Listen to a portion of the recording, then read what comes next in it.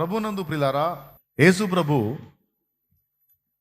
మానవ శరీరముతో కన్యమరియ గర్భాన పుట్టి పెరిగి పెద్దవాడై 30 ఏండ్లకు బాప్తిస్మం ఇచ్చు యోహాను చేత బాప్తిస్మం పొంది అప్పటి నుంచి దైవరాజ్యాన్ని గూర్చి లోకానికి ప్రచురపరచడం మొదలుపెట్టాడు. ముందు ఇశ్రాయేలుకి ఆయన ప్రకటిస్తాం మొదలుపెట్టినప్పుడు కొంతమంది ఆయనకు శిష్యులుగా ఏర్పడ్డారు. అప్పట్లో మతనిష్ట కలిగిన వారుగా ప్రఖ్యాతిగాంచిన వాళ్ళలో నంబర్ 1లో వచ్చేవాళ్ళు పరిసయ్యులు. ఈ పరిసయ్యులు రోజుకి 5 సార్లు ప్రార్థన చేస్తారు, 5 times. వాళ్ళు ఏదైనా ఆహారం భుజించాలంటే చేతులు కడుక్కోకుండా తీసుకోరు. వాళ్ళకి ధనం వస్తే ఆ ధనంలో 10% తీస్తారు. దాంతోపాటు ఈ పరిసయ్యులు ఆకుకూరల్లో కూడా 10% తీస్తారు. సోపు జీలకర్రలో కూడా 10% తీస్తారు. మామూలు విషయంగా మనకు వచ్చే డబ్బుల్లో మనం దేవుని భాగం దేవునికి తీస్తాం సహజంగా. కానీ వాళ్ళు ఎలాంటి వాళ్ళు అంటే, పుదీనా ఆకు ఎంత ఉంటుంది, అది ఏమాత్రం. కానీ ఆ పుదీనా ఆకు వాళ్ళు ఒకవేళ కలిగి ఉంటే ఆకులో కూడా 10%. సోపు తిన్న తర్వాత నోట్లో వేసుకొని నవ్వులుతామే, అలాగే ఉంటుంది జీలకర్ర కూడా. అందులో కూడా సోపులోను పుదీనాలోను జీలకర్రలోను కూడా వాళ్ళు 10% తీస్తారు. చూడండి మరి ఎంత నిష్ట కలిగిన వాళ్ళు. కనీసం వారానికి ఒకసారి ఫాస్టింగ్ ఉంటారు. వాళ్ళ వస్త్రాలు కూడా ప్రత్యేకంగా ఉంటాయి. ధర్మశాస్త్రాన్ని ధ్యానిస్తారు. ఏ కోణంలో చూసినా భక్తిలో నియమ నిష్టల్లో వాళ్ళని కొట్టినోళ్ళు లేరు. చాలా నిష్ఠాగరిష్ఠులు, చాలా భక్తిపరులు. అప్పటి సమాజంలో వీళ్ళు యూదులే అయినా యూదులలో ఈ పరిసయ్య మతనిష్ట కలిగిన వాళ్ళని స్పెషల్గా గౌరవించేవాళ్ళు. అలాంటి వ్యక్తులు వీళ్ళు, ఈ పరిసయ్యులు అనేవాళ్ళు. అయితే యేసు ప్రభు అదేందో పాపం ఇంత నిష్ఠాగరిష్ఠతతో వీళ్ళని కూడా తిట్టేవాడు. ఇక ఆయన లెగిసి మొదలు పెడితే, అయ్యో వేషధారులైన శాస్త్రులారా పరిసయ్యులారా అని ఇక శాస్త్రులు, తర్వాత వీళ్ళే. శాస్త్రులు అంటే వాళ్ళు తక్కువ వాళ్ళు కాదు. ధర్మశాస్త్రాన్ని అవోపాసన పట్టినోళ్ళు, దేవుని వాక్యాన్ని, పాత నిబంధన గ్రంథముని అవోపాసన పట్టినోళ్ళు ఎత్తి రాసేవాళ్ళు. అప్పట్లో ప్రింటింగ్ ప్రెస్సులు లేవు కదా. ఇప్పుడంటే ప్రింటింగ్ ప్రెస్ వచ్చింది. మనం ఒక పుస్తకం ఇస్తే 1,00,000 కాపీలని ఇస్తాడు, 1,00,000 కాపీలని ఇస్తాడు ముద్ర చేసి. అప్పట్లో ఈ ప్రెస్సులు లేవు కదా, ఎత్తి రాయటమే. చర్మపు కాగితాలు ఉంటాయి, వాటి మీద పాత నిబంధన ప్రవక్తల ప్రవచనాలన్నీ, లేఖనాలన్నీ, ఆదికాండం నుండి మలాకి గ్రంథం వరకు పాత నిబంధన ప్రవక్తల ప్రవచనాలన్నీ కూడా వాళ్ళకి అందిన కాడికి ఎత్తి రాస్తూ ఉండేవాళ్ళు. పుస్తకాలు తయారు చేస్తూ ఉంటారు శాస్త్రులు అంటే వాళ్ళు. అలా రాసినటువంటి గ్రంథాలు చాలా ఎక్కువ వెలకి వాళ్ళ ప్రజలకు అందిస్తూ ఉండేవాళ్ళు. చాలా ఖరీదన్నమాట. వాళ్ళు లేఖనాలు ఎత్తి రాసేవాళ్ళు. పరిసయ్యులు అంటేనేమో ఇందాక నేను చెప్పినట్టుగా మతనిష్ట కలిగిన వాళ్ళు. కానీ ఈయన లైన్లోకి రావటమే ఉతుకుడు కార్యక్రమం మొదలుపెట్టి అచ్చంగా వాళ్ళనే టార్గెట్ చేశాడు. ఎవరిని? లేఖనాలు ఎత్తి రాసి లేఖనాలను అవగాహన కలిగి అవోపాసన పట్టిన శాస్త్రులను మతనిష్టతో, నిష్ఠాగరిష్టతతో, పుదీనాలోను జీలకర్రలో కూడా 10% తీసేంత నియమనిష్ట కలిగినటువంటి వాళ్ళలో పరిసయ్యులతో రోజు ఆయనకు వాదనే. అంటాడు, అయ్యో వేషధారులైన శాస్త్రులారా పరిసయ్యులారా, మీరు మీ సమస్త రాబడిలోను పుదీనాలోను సోపులోను జీలకర్రలోను 10% తీస్తారు. కానీ దేవుడు చెప్పిన న్యాయమును, కనికరమును, విశ్వాసమును, ప్రేమను మీరు నిర్లక్ష్యం చేశారు. వాటిని మానక వీటిని చేయవలెను. కానీ వీటిని మీరు నిర్లక్ష్యం చేశారు. అందుకే మీరు మతనిష్ట కలిగిన వ్యక్తులుగా కనపడుతున్నారు, కానీ మీ దగ్గర 4 లేవు. న్యాయము లేదు, కనికరము లేదు, ప్రేమ లేదు, విశ్వాసం లేదు. వెలుచూపులకు విశ్వాసం గల్లవారుగా పిక్చర్ ఇస్తున్నారు తప్ప మీరు సున్నం కొట్టిన సమాధులు అన్నాడు. సమాధులను చూసారా? ఎంతో అందంగా అలంకరించబడతాయి, కానీ లోపల ఉండేది ఏమిటి? కుళ్ళిపోయిన మృతదేహం. మీరు గిన్నెయు పళ్ళెమును వెలుపట శుభ్రపరుస్తారు, కానీ లోపల దోపుతోనూ అజితేంద్రియత్వంతోనూ నిండి ఉంటారు. మీ దగ్గర సాధుత్వం లేదు, జితేంద్రియత్వం లేదు. మీ దగ్గర వెలిచూపులకే మీరు పరిశుద్ధులు, కానీ మీ లోపలంతా కూడా కల్మషముతో నిండిపోయి ఉన్నారు. మిమ్మల్ని చూస్తుంటే నాకు అసహ్యం పుడుతుందని వేసాడు కేక. అదే పని. వాళ్ళకి కక్ష పుట్టి ఆయన సంపాలన్నంత కాడికి వెళ్ళిన దాకా వాళ్ళని గెలిచాడు. అదే ఆ టైంలో మనోళ్ళు కానీ ఉన్నట్టయితే, ఇప్పుడు వాళ్ళు కానీ ఉన్నట్టయితే యేసు ప్రభు కోసం ప్రార్థన చేసేవాళ్ళు భారంగా. ఏమన్నా తెలుసా? ఎట్ట పడితే అట్ట మాట్లాడి పడితే వాళ్ళని గెలిచుకుంటున్నాడు. ప్రభా, నీ బిడ్డని కంట్రోల్ చేయండి ఆయన, ఈయన ఏం చేస్తారని టెన్షన్ పుట్టి మేము చేస్తున్నాం ప్రభువా అని ఇప్పుడు నా కోసం కొంతమంది ప్రార్థన చేస్తారే. దేవునికి స్తోత్రం, హల్లెలూయా. అట్లాగే యేసయ్య కోసం ఈయన ఏం చేస్తారని మాకు భయం పుడుతుంది అయ్యా అని ప్రార్థన చేసేవాళ్ళు. ఏమని? ప్రభా, యేసు ప్రభు సమాజ వీధిలోకి పోగానే, సమాజ మందిరంలోకి పోగానే, అయ్యా నీ దాసు ప్రభా, కంట్రోల్ కంట్రోల్ కంట్రోల్ అయినా, ఆ నోటిని నీ స్వాధీనంలో తీసుకో ప్రభా, ఏది పడితే అది మాట్లాడి. మా అమ్మ మాత్రం గట్టిగా చేస్తుంటుంది నా కోసం ఈ ప్రార్థన. హల్లెలూయా, హల్లెలూయా. మా అమ్మ మాత్రం గట్టిగా చేస్తుంటుంది ఈ ప్రార్థన. అయ్యా నీ దాసుడు ప్రభా, నోటిని కంట్రోల్లో పెట్టుకున్నా ఆయన, ఏది పెడితే అది మాట్లాడు. ఎందుకు నాకేమన్నా ఇద్దాం మా అమ్మ ప్రేమ కదా. ఇప్పుడోళ్ళు కానీ అప్పుడు ఉన్నట్టయితే యేసు ప్రభు కూడా కంచెలేస్తుండేవాళ్ళు. నోటికి కంచా, కాళ్ళకి కంచా. అప్పట్లో మా విశ్వాస ఒక అమ్మాయి, మన విశ్వాసే, నా కోసం ప్రార్థన చేసి ఒకరోజు వీళ్ళు ఏం ప్రార్థన చేస్తారని అప్పుడు స్టార్టింగ్లో వింటా ఉంటే మోకాళ్ళు వేసి గట్టిగా ప్రార్థన చేసి, ప్రభా నీ దాసుని చుట్టూ ముళ్ళ కంచె అవుతండి, ముళ్ళ కంచె నాయన అంటాను. ఏం కంచా అంటే? అగ్ని కంచా, దోదల కంచా, ఏదో కంచెలు ఉంటాయి కదా, ఆ 3 అంచెల కంచె అని రాక ఏబు చుట్టూ 3 అంచెల కంచేసావుగా. నేను ప్రార్థన చేసేటప్పుడు మోకాళ్ళు నీ మాట అంటుంటా, ప్రభా ఏబు చుట్టూ 3 అంచెల కంచేసావుగా, అతనికిని, అతని ఇంటి వారికి, అతని కలిగిన అంతటికి 3 అంచెల కంచేసావుగా ప్రభా. అట్లాగేనైనా నీ బిడ్డలు కూడా అలా కంచెవేనా నేను ప్రార్థన చేస్తే ఎప్పుడు విన్నది. 3 అంచెల కంచె ముళ్ళ కంచేసింది. దేవునికి స్తోత్రం కలుగునుగా. అయ్యా నీ దాసుని చుట్టూ ముళ్ళ కంచే ప్రభువా, ఎటు బానియొద్దయ్యా. రోజు నేను ఆ పిల్లని అడిగాను, అమ్మాయి నా చుట్టూ ముళ్ళ కంచె ఎత్తున్నావు, సరే శత్రువు రాకుండా ముళ్ళ కంచె వేసావు, మరి నేను ఎటు పోవాలి? నేను పోవాలిగా బయటికి. పాపం అమాయకంగా నాకు వెళ్ళి చూసింది. పర్లేదు అమ్మా, నువ్వు ముళ్ళ కంచె ఏమన్నా ఆయన అగ్ని కంచె వేస్తాడులే, కాపాడుతాడులే, ఏం పర్లేదు అమ్మా, పర్లేదు, నీవు అమాయకంగా పలికిన మాట ఆలకిస్తాడులేమ్మా చెప్పా.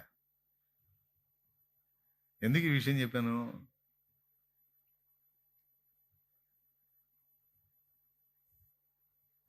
యేసు ప్రభు మాటలు మాట్లాడినప్పుడు ఆ మాటలు కానీ ఇప్పుడు మన వాళ్ళు కానీ అప్పట్లో ఉంటే 2 చేసేవాళ్ళు. ఒకటి, యేసు ప్రభుకి తడవకు ఒక వార్నింగ్ ఎత్తుండేవాళ్ళు. ఏం ప్రభా నువ్వు మంచోడు, నీ వెంట తిరుగుతుంటే అందరిని కొనుక్కొచ్చుకుంటా ఏంది నువ్వు? మీరు సున్నం కొట్టిన సమాధులు అంటావు, మీరంతా తేడా అంటావు, మీరు పళ్ళెము గిన్నె వెలపడిగా అడుగుతావు, మీరు లోపల ఫుల్ తేడా అంటావు. వాళ్ళతో మనకెందుకయ్యా, వీళ్ళతో మనకెందుకయ్యా, దారిని పోయే తగిలించుకుంటుంది ఏంది వేసాయి. అబ్బో నీ వెంట ఉంటే మమ్మల్ని కూడా దండించేటట్టున్నావు నువ్వు, నీకు వందనాలయ్యా మేము రావు నీ వెంట అని సర్దుకోవటం అనేది ఒకటి జరిగింది. రెండోదేమో ఈ మనిషి చెప్పిన ఏనడని ప్రార్థన చేసేవాడు. కానీ ఆయన ఆగుతాడా? ఆయన వచ్చిందే మనుషుల మనోనేత్రాలు వెలిగించడానికి, అనేకుల విమోచన క్రయధనంగా తన ప్రాణం పెట్టి తిరిగి లేవడానికి. ఆచారము కాదు, నిజమైన ఆత్మీయత అంటే ఏమిటో సమాజానికి చూపడానికి, నేర్పడానికి లైన్లోకి వచ్చాడు నజరేయుడగు యేసు. అలాంటి సమయంలో ఓ పరిసయుడికి ఒక జబ్బు తగ్గింది. ఒక జబ్బు అతనికి అంటరాని జబ్బు ఏదో వచ్చింది, తగ్గింది. ఆ జబ్బు తగ్గిన దానికి గాను, అయ్యా నా జీవితంలో కార్యం చేసావు ప్రభా, నా ఇంట భోజనం అని పిలిచాడు. ఆహ్వానాన్ని మన్నించి ఆ ఇంట భోజనానికి వెళ్ళాడు ప్రభు. అతను పరిసయుడే, అయినా ఆహ్వానాన్ని మన్నించి వెళ్ళాడు. సరే వెళ్ళి కూర్చున్నాడు. ఏదో ఆ మాట ఈ మాట మాట్లాడుతూ ఉన్నా ప్రభు కాళ్ళు ఇట్లా ఓ పక్కకు పెట్టి అలా వాలి కూర్చున్నాడు. మీరు ప్రార్థన చేసేటప్పుడు అప్పుడప్పుడు కాళ్ళు వెనక్కి పెడతారు, పెట్టండి, ఎట్ట పెడతారు? యాజ్ ఇట్ ఈజీగా అలా కూర్చున్నాడు. తమ్ముడు వేసాడు కాళ్ళు బ్యాక్ సైడ్కి అట్లా. అంతే నాన్న, ఓకేనా? మన మోకాళ్ళు వేసినప్పుడు ఎప్పుడన్నా కాస్త కాళ్ళు నొప్పి అనిపించినప్పుడు జస్ట్ కాస్త రిలాక్స్ కోసం అట్లా వెనక్కి వేస్తాం. ఇప్పుడు మీ పాదాలు మీకు ముందున్నాయా, వెనకున్నాయా? రైట్. ఆ పొజిషన్లో ప్రభు కూర్చున్నాడు. కూర్చొని ఏదో ఎదురు మాట్లాడుతూ ఉన్నాడు. యేసు ప్రభు పరిసయుడైన సీమోని ఇంటికి వచ్చాడని ఆ ఊరు మొత్తంలో పాపములో ప్రసిద్ధిగాంచిన స్త్రీ ఆమె. వాళ్ళు ఆమెకు ఒక టైటిల్ ఇచ్చేసారు. ఆమెకి అంటూ ఒక పేరు ఉంటుంది, కానీ ఆ పేరుతో ఆమెను పిలవరు. పాపాత్మురాలైన స్త్రీ ఆమె పేరు. ఇంకంతే, ఇంకంత మించి వేరే పేరు అక్కడ రాయబడలా. ఆ పాపాత్మురాలైన స్త్రీ ఈ సంగతి తెలుసుకొని నేరుగా పరిసయ్యుని ఇంటికి వచ్చింది. వచ్చేటప్పుడు ఒక అత్తరు బుడ్డి తీసుకొని వచ్చి ఆ యేసు ప్రభు పాదాలు వెనక తట్టుంటే ఆయన ఎదుటికి రాకుండా ఆయన వెనక పాదాల దగ్గర ఉండి ఆ పాదాల దగ్గర కూర్చొని ఈ ముఖాన్ని ఆ పాదాలు కానిచ్చి ఏడుస్తుంది. ఎంత ఏడ్చిందంటే ఆ రెండు కాళ్ళు తడిసిపోయినాయి.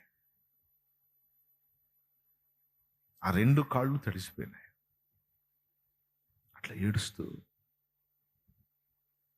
తల వెంట్రుకలతో ఆ కాళ్ళు తుడుస్తూ తెచ్చిన అత్తర్ని ఆయన పాదాలకు పూస్తూ ఏడుస్తుంది, వెంట్రుకలతో తుడుస్తుంది, అత్తరు పూస్తుంది, ఆ పాదాలను ముద్దాడుతుంది. ఈ సన్నివేశాన్ని యేసు ప్రభు అబ్జర్వ్ ఆయనకు తెలీదా? ఆయన తెలుసు. సీమోను పరిసయుడు ఉన్నాడు కదా, చూస్తున్నాడు. ఆమెకెళ్ళి చూస్తున్నాడు, వెనకెళ్ళి చూస్తున్నాడు. ఆమెకెళ్ళి చూస్తున్నాడు, వెనకెళ్ళి చూస్తున్నాడు. కడుపు మండిపోతుంది. ఇతనేంటంటే ఇశ్రాయేల్లో ఒక ప్రవక్త లేచాడు, నాడు ఏలియా ఎలీషాల్లాగా అద్భుతాలు చేసే ప్రవక్త లేచాడు. నా జీవితంలో కూడా కార్యం జరిగింది, అద్భుతమైన ప్రవక్త అని ఆహ్వానించాడు. తీరా చూస్తేనేమో ఈ ప్రవక్త పరిశుద్ధుడైన ప్రవక్తగా కనపట్ల ఆయనకి. ఈ పాపాత్మురాలు వచ్చి ఈ పనులన్నీ చేస్తుంటే 4 పనులు చేస్తుందామమ్మ. 1, కన్నీళ్లతో ఆయన పాదాలు తడుపుతుంది. 2, తల వెంట్రుకలతో తుడుస్తుంది. 3, అత్తరు రాస్తుంది. 4, ముద్దాడుతుంది. ఈ తంతు చూసి చిరాకు పుట్టింది. ఎవరికి? ఈ పరిసయుడికి. ముందే మతనిష్ట కలిగిన వాళ్ళు కదా, చాలా నిష్ఠాగరిష్ఠులు. కోపం వచ్చేసి మనసులో అనుకున్నాడు. పరిశుద్ధాత్ముడు ఈ అంశాన్ని రాయించేటప్పుడు లేఖనంలో యాజ్ ఇట్ ఈజీగా అతడు ఏ పదాలు వాడాడో అయ్యే రాయించాడు. యవతయో, ఇది యవతయో, యవతివే నువ్వు అనే పదం ఒక స్త్రీ మరో స్త్రీనన్నా, ఒక పురుషుడు మరో స్త్రీనన్నా అది దూషణ. ఎవరమ్మా నువ్వు అనేది వేరు, యవతివే నువ్వు అంటే దూషణ అది. కానీ అక్కడ ఏముందో తెలుసా? ఈమె యవతయో, ఓకే, ఆ డైలాగ్ ఉందా లేదా?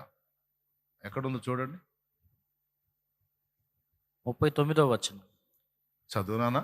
ఆయనను పిలిచిన పరిసయుడు అది చూచి, ఆ, ఈయన ప్రవక్త అయిన ఎడల తన్ను ముట్టుకొనిన ఈ స్త్రీ ఎవతియో ఎటువంటిదో ఎరిగి ఉండును, ఇది పాపాత్మురాలు అని తనలో తాను అనుకొనెను. అద్దుకో,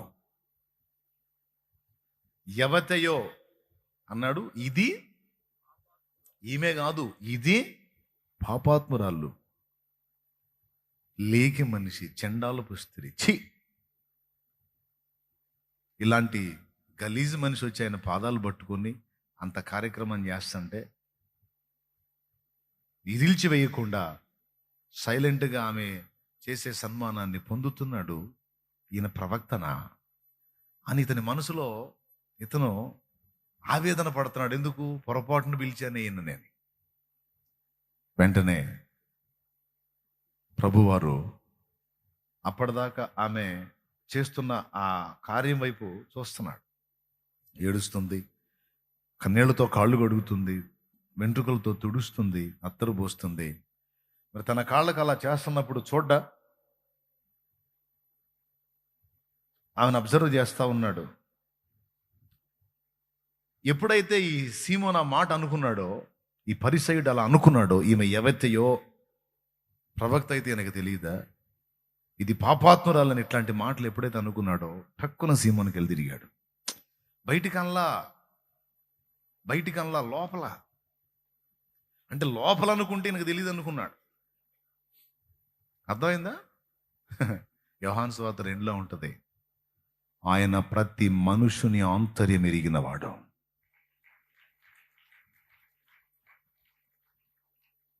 ప్రతి మనుషుని అంతరంగం ఎరిగినవాడు.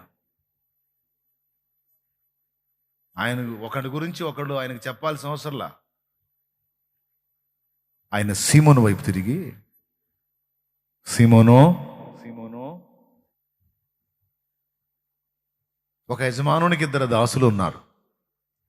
వాళ్ళల్లో ఒకడు 500 అప్పున్నాడు, ఒకడు 50 అప్పున్నాడు. ఒకరోజు యజమాని ఇద్దరిని పిలిచి, మీ ఇద్దరు నాకు అప్పు కట్టనక్కరలేదు నాయనలారా అని వారిద్దరిని క్షమించాడు, విడిచిపెట్టాడు. ఈ ఇద్దరిలో ఎవరు ఎక్కువ సంతోషిస్తారు సీమోను అన్నాడు. ప్రభువా, ఎవడు ఎక్కువగా క్షమింపబడినో వాడే సంతోషిస్తాడు. సీమోను, నువ్వు నన్ను నీ ఇంటికి ఆహ్వానించావు, కానీ నేను కాళ్ళు కడుక్కోవటానికి నీళ్ళు ఇవ్వలా. కనీసం యూదుల మర్యాద చొప్పున ఒక అతిథిని ఇంటికి పిలిచినప్పుడు, యూదుల మర్యాద ఏంటో తెలుసా? ఒక అతిథిని ఇంటికి పిలిస్తే అప్పటి రోజుల్లో నడక కదా, గాడిదల మీద అట్లా ప్రయాణం కదా, రోడ్ల మీద ఎక్కువగా పశువులు తిరిగాయి. ఆ పశువులు విసర్జన అనేది, ఆ పేడ అనేది రోడ్ల నిండా ఉండేది. కాబట్టి ఎక్కువ శాతం కాలినడక, పశువుల మీద ప్రయాణం గనక ఆ నడుస్తూ వచ్చినప్పుడు ఖచ్చితంగా కాళ్ళకి పశువుల పేడ టచ్ అయింది. అందుకని యూదులు ఒక ఆచారాన్ని పెట్టుకున్నారు.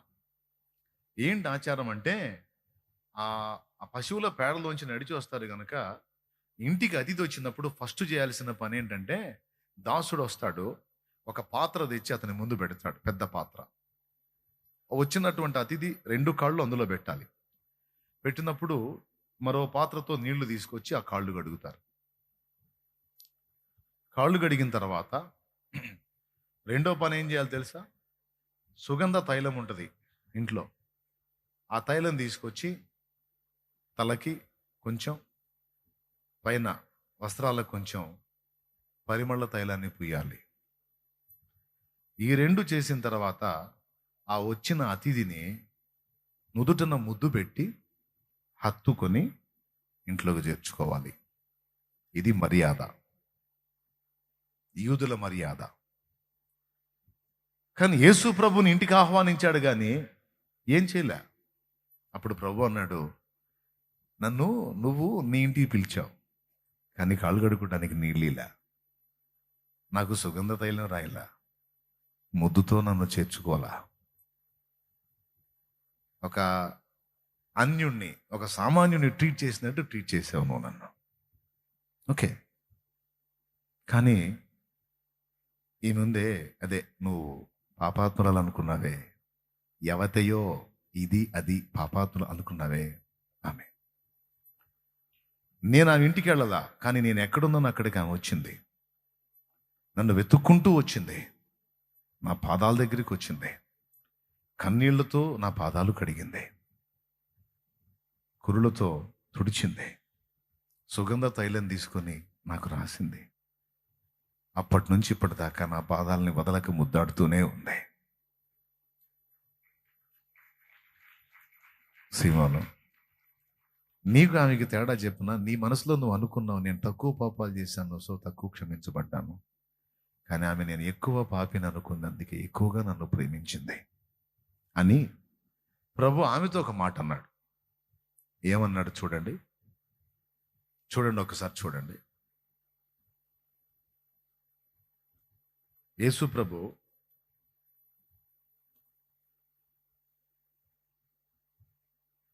48వ వచనం చదువునానా. నీ పాపములు క్షమింపబడి ఉన్నవి అని ఆమెతో అనెను. దేవునికి స్తోత్రం కలుగునుగాక. సో పాయింట్ నెంబర్ 1, యేసు ప్రభు పాదముల చెంత ఒక వ్యక్తి వచ్చి అక్కడ ఆశ్రయించినప్పుడు ప్రభు చేసినటువంటి మొదటి కార్యం ఏంటంటే వారి పాపములను ఆయన క్షమించాడు, ఆమె పాపాలని. ఇప్పుడు ఆమె సంగతి కొద్దిగా ఆలోచిద్దాం కొంచెం. వాస్తవంగా పుట్టిన ప్రతి మనిషి జీవితంలో ఏదో ఒక సందర్భంలో, ఏదో ఒక విషయంలో, ఏదో ఒక విధంగా తప్పులు చేస్తూనే ఉంటాడు. నా జీవితంలో పుట్టిన దగ్గర నుంచి ఇప్పటిదాకా ఒక్క తప్పు లేదు, ఒక్క పాపం లేదని చెప్పగలిగే వ్యక్తులు ఎవ్వరూ ఈ భూమి మీద లేరు. అనా నాకు తెలిసి కొన్ని, తెలియక కొన్ని, నా జీవితంలో కూడా పాపాలు జరిగినాయి అన్నోళ్ళు చేతులు ఎత్తండి. నేను 2 చేతులు ఎత్తుతాను. అవునా? రైట్, దించండి. అందరం పాపులమే. కానీ మన దగ్గర ఉన్న దరిద్రం చెప్పనా? మన దగ్గర ఉన్న దరిద్రం, పాపులమని మనం ఒప్పుకుంటాం, కానీ నేను పాపినే కానన్నా, అమ్మో అంత దరిద్రం అయితే కాదు. అన్నా నేను పాపినే కానీ మరి వాడంత దరిద్రం అయితే కదా, అబ్బో వాడు అమ్మో మా పరమ గలీజాడు. అన్నా నేను పాపినే కాదంటలేదు నేను, కానీ ఆమంత లేకైతే కాదు అని ఇతరులతో పోల్చుకొని మనకు మనమే సర్టిఫికేట్ ఇచ్చుకుంటాం. ఏమనంటే సమ్ బెటర్, కొంత పర్వాలేదు, నేను మరి అంత గలీజ్ అయితే కాదు, మరి అంత చండాలం అయితే కాదు, నేను కొంచెం బెస్ట్, పర్వాలేదు అని. పాపం విషయంలో బాగా వినండి నాయన, పాపం విషయంలో ఆ కేటాయింపులు ఏం లేవు. అర్థమైందా? పాపి పాపే, తెలిసి చేసినా తెలియక చేసినా, కొన్ని చేసినా ఎక్కువ చేసినా పాపి పాపే. జైల్లో పడ్డోడిని ముద్దాయని అంటారు, కానీ హత్య చేసినోడినే ముద్దాయని, జేబు కొట్టినోడిని పెద్దాయని అనరు. అర్థమైందా? ఇద్దరూ జైల్లో ఉన్నారు, ఇద్దరు ముద్దాయిలే. పాపం కూడా అందరినీ అలా బంధించింది. కానీ మనుష్య నైజం చెప్పనా, దేవుని ముందుకు వచ్చినప్పుడు కావచ్చు, మన మనస్సాక్షి విషయంలో కావచ్చు, మనం చాలా మెళకువగా జాగ్రత్తగా ఉండాలి. మన గురించి మనం సర్టిఫై చేసుకోకూడదు. దేవుడు చెప్పాలి. దేవుని ముందుకు వెళ్ళినప్పుడు నేను కొంచెం పర్వాలేదు ప్రభా, మరి వాళ్ళంత చేదరు కాదు, వీళ్ళంతా చండాలం కాదనే పరిసయ్యపు మనసు మనకు ఉండకూడదు. ఇది చాలా కీలకమైన విషయం. ఇప్పుడు యేసు ప్రభు దగ్గరికి వచ్చి నా స్త్రీని గురించి ఆలోచిద్దాం. ఓ మాట చెప్తానండి, కాళ్ళు తడిచేంత ఏడ్చిందంటే మీరు ఏడవండి చూద్దాం. ఎన్ని కన్నీళ్ళు వస్తాయో ఆ కన్నీళ్లు కాళ్ళు కడుగుతాం, ఏమాత్రం వస్తాయో చూద్దాం. ఒక్కసారి ఎప్పుడన్నా ఆ విషయాన్ని గురించి ఆలోచించారా? ఒక మనిషి ఏడవాలంటే సినిమా వాళ్ళు ఆ గ్లిజరిన్ కొట్టుకొని ఏడుస్తారు ఆ కళ్ళలో. అర్థమైందా? కానీ రియల్గా ఒక మనిషి ఏడవాలంటే చాలా బాధ కలిగి హృదయములో కదలిక వచ్చినప్పుడు, హృదయం స్పందించినప్పుడే కళ్ళల్లోంచి కన్నీళ్ళు వస్తాయి. ఇది సైంటిఫిక్గా రుజువైన విషయం. ఒక వ్యక్తి కళ్ళల్లోంచి కన్నీళ్లు రావాలంటే గుండెకి కళ్ళకి టచ్ ఉంది, లింక్ ఉంది. ఇక్కడ హృదయం కదిలితేనే కళ్ళల్లోంచి కన్నీళ్ళు వస్తాయి. అర్థమైందా? ఈ హృదయం ఎప్పుడు కదిలిద్దంటే కొన్నిసార్లు శరీరానికి బలహీనత కలిగినప్పుడు, బాధ తట్టుకోలేక హృదయం స్పందించినప్పుడు కన్నీళ్ళు వస్తాయి. రెండవది మనసు నలిగినప్పుడు, మానసిక ఒత్తిడికి గురైనప్పుడు, మనసు నలిగినప్పుడు, లోపల మానని వేదన ఉన్నప్పుడు గుండె కదిలిద్ది, దాన్ని బట్టి కన్నీళ్ళు వస్తాయి. సమాజమంతా పాపులే, కానీ సమాజమంతా పాపులే అయినా ఎవరి పాపాలు వాళ్ళు గుర్తించట్లా. అందరూ కలిసి ఆమెను పాపాత్మురాలన్నారు. కొవ్వెక్కి కొంతమంది పనులు చేస్తారు, తప్పుడు పనులు. కొవ్వెక్కి ఒళ్ళుపై తెలియకుండా విచ్చలవిడి అడుగులు వేస్తారు కొంతమంది. కానీ జానుడు పొట్టను నింపుకోవటానికి, లేదా తన కన్నవాళ్ళకి అంత అన్నం పెట్టుకోవడానికి ఏ విధమైన ఆదరణ లేక కొంతమంది తలంచుతారు.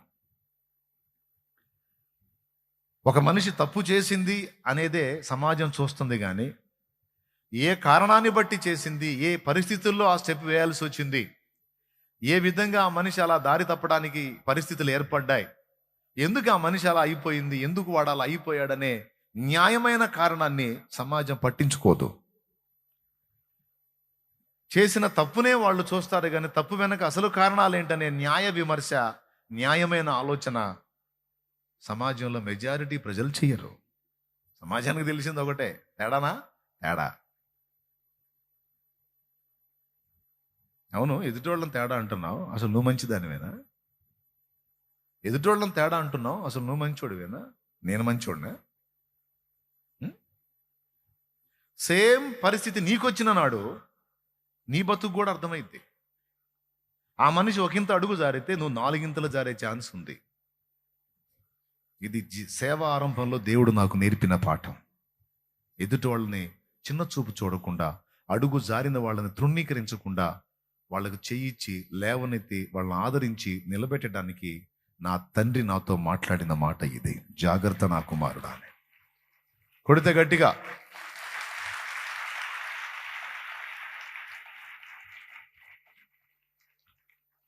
సమాజంలో ఒక్కళ్ళు కూడా ఆమెను జాలి దాల్చకుండా,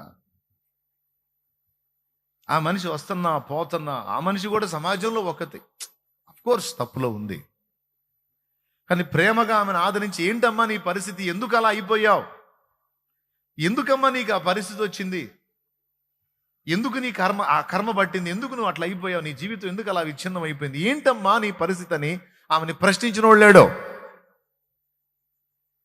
కానీ యేసు ప్రభు గురించి వింది. ఆయన గురించి విని ఆయన అబ్జర్వ్ చేసింది. ఆమె చూసిన సమాజంలో ఎంతో మంది ఉన్నారు, కానీ యేసు ప్రభు లాంటోడు ఒక్కడు కూడా కనపడలా.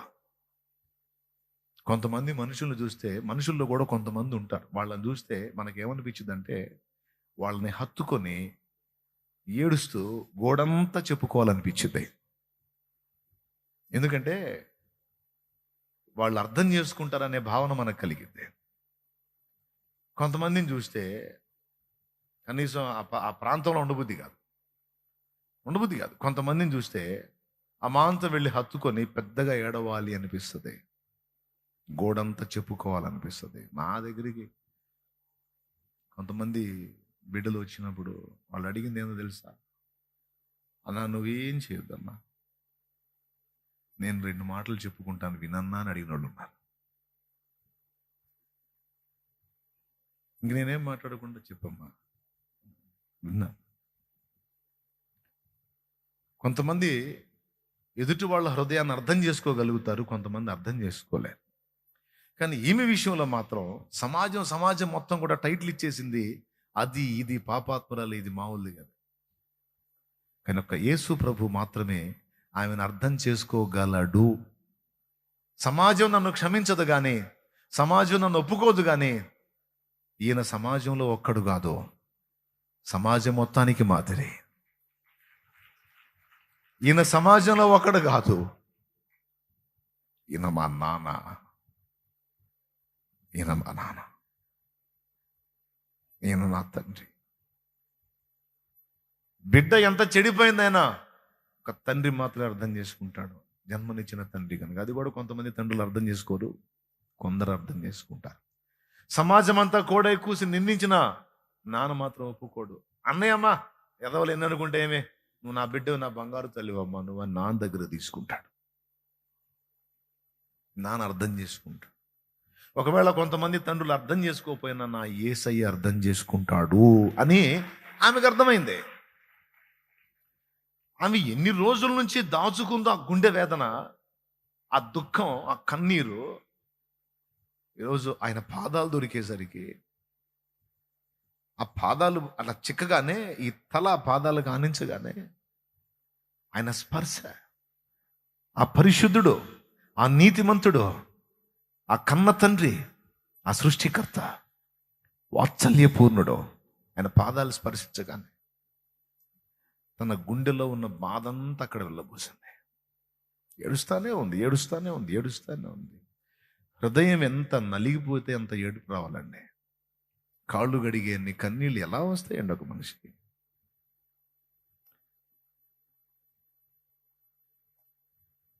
ఆ కన్నీళ్లతో ఆయన కాళ్ళు గడిగే, ఏం అడగలే. ఆమె పరిస్థితి చూడండి, ఆయన ఎదుటికి కూడా పోలా, ఎదుటికి పోలా, పోయే ధైర్యం ఆమెకు లేదు. ఆమె తనలో తాను అనుకుంది, నీ ఎదుట నిలిచి నీకు ఉపచారం చేసే అర్హత నాకు లేదయ్యా, నీ ఎదుట నిలిచి నీకు ఉపచారం చేసే అర్హత నాకు లేదు. అందుకే నీ వెనక రాసుంది గ్రంథంలో, ఆయన వెనక తట్టు నిలిచి, దేవునికి స్తోత్రం కలుగును గాక. ఎక్కడ? ఆయన వెనక తట్టు. ఏం ఎదురు రావచ్చుగా, రల్లా. కానీ సీమోను ధైర్యంగా ఎదురు కూర్చున్నాడు. కానీ ఈమె వెనక కూర్చొని ఆయన పాదాలు పట్టుకొని ఏడుస్తూ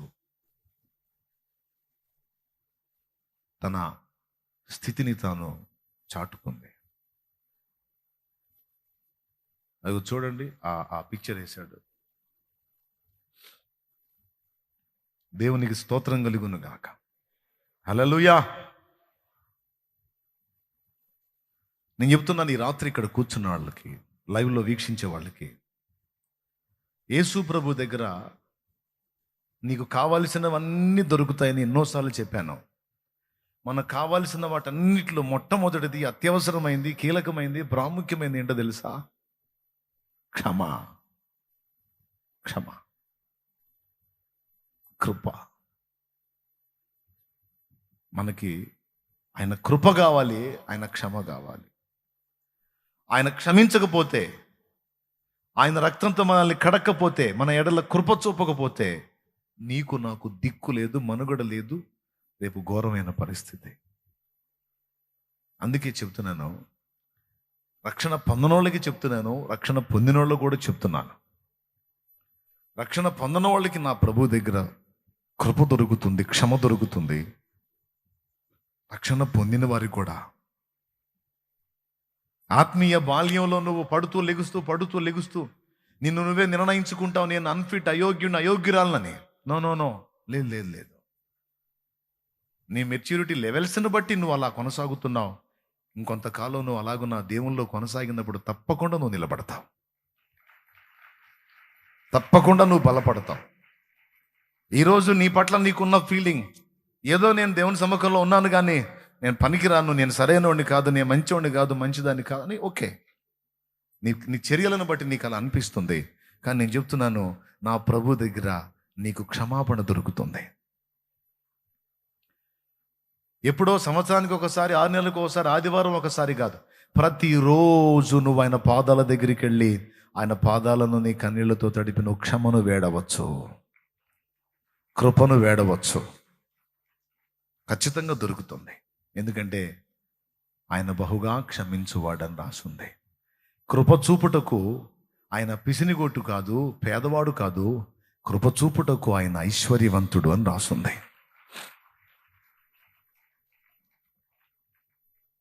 యేసు ప్రభు పాదాల దగ్గరికి వచ్చి ప్రతి భక్తుడు, క్రీస్తునందున్న ప్రతి విశ్వాసి, సేవకుడు, పరిచారకుడు అన్న భేదం లేకుండా ఆయన పాదాలు మనకి దొరకబుచ్చుకొని మనం ఫస్ట్ అడగాల్సింది ఏవేవో కాదమ్మా,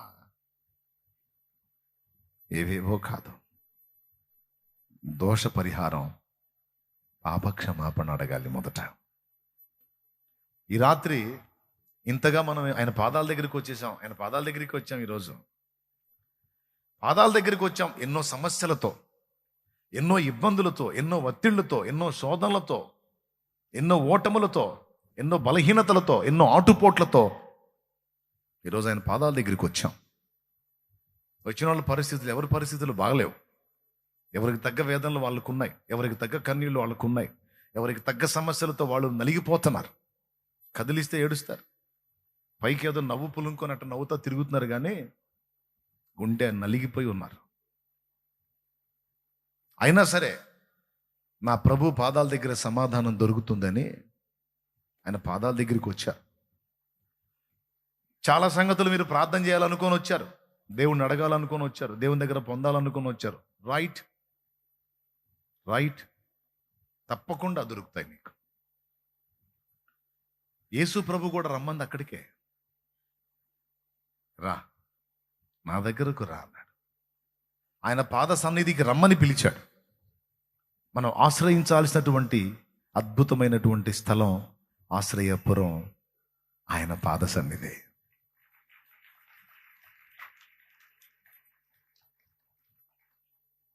కరములు అంటే చేతులు, చరణములు అంటే పాదములు. భక్తులు ఏమన్నారో తెలుసా? నీ చరణములే నమ్మితి నమ్మితి అన్నాడు ఒక భక్తుడు. భక్తులందరూ కూడా ఆయన పాదాల మీద పాటలు రాశారు. నీ పాద సన్నిధి ఇంత విలువైంది నాయన, నీ పాదాలు, నీ పాదాలు, నీ పాదాలు. ఆయన పాద సన్నిధిని ఆశ్రయించటం అనేది సాధనల్లోకెల్లా గొప్ప సాధన.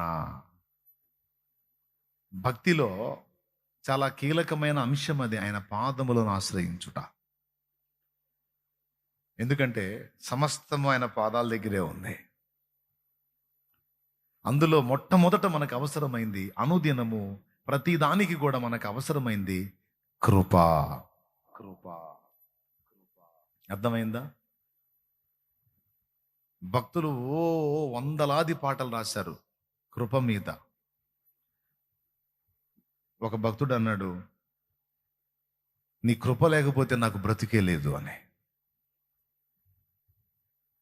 నీ కృపే నాకు చాలు అని,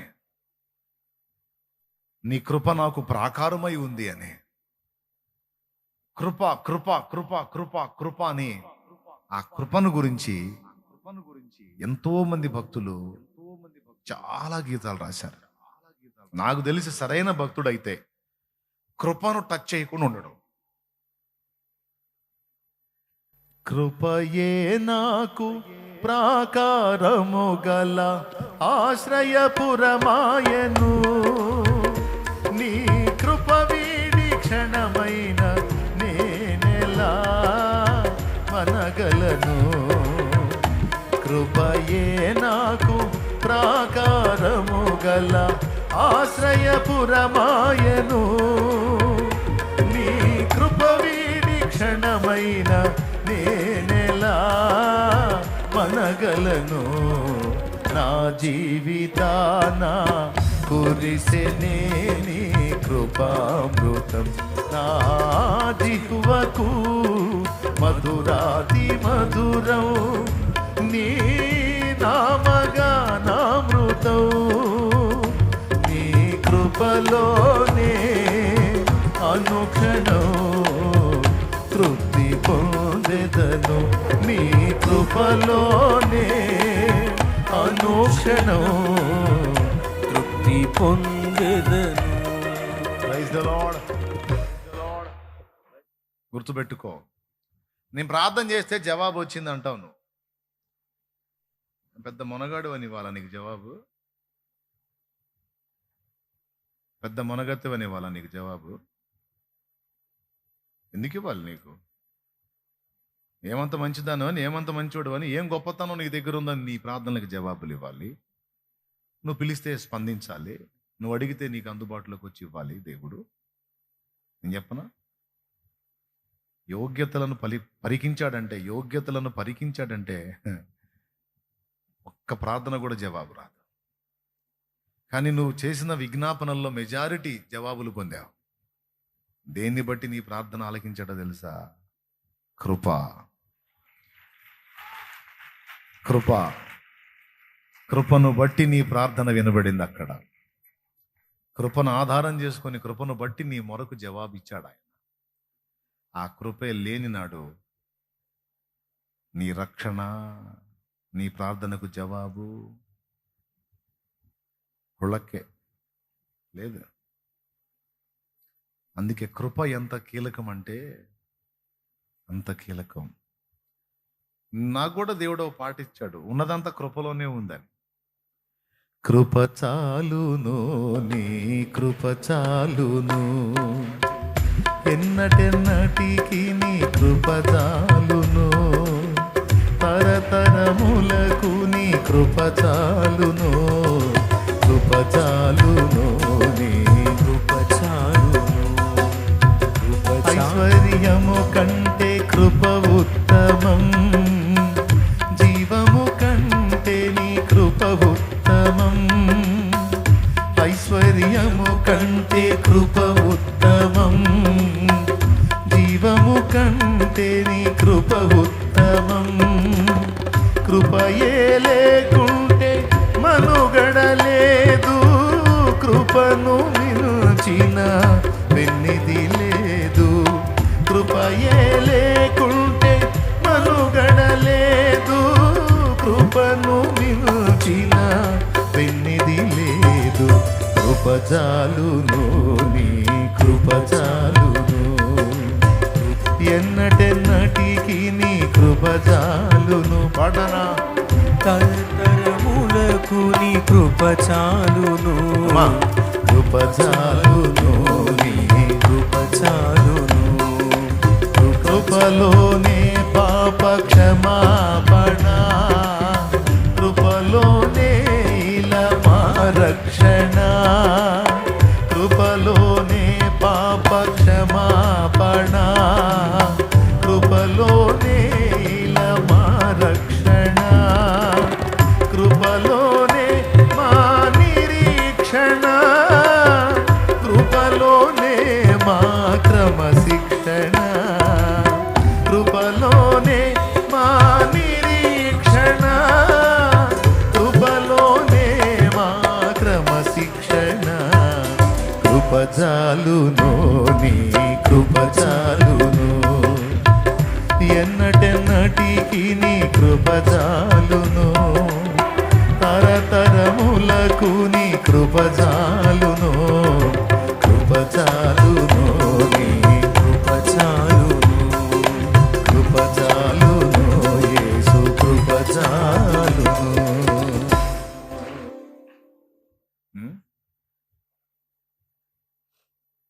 ఓ ఇది చాలా ప్రాథమికమైన సంగతి అనిపిస్తుందా దైవజనమా? ఓ ఇది చాలా చిన్న విషయం, ఇది మాకెప్పుడో తెలుసు అనిపిస్తుందా? మంచిది, అలాగ మీకు అనిపించినచో దేవునికి స్తోత్రము. కానీ ఇది చాలా ప్రాథమికమైనదిగా అనిపించిన చాలా ప్రాముఖ్యమైనది.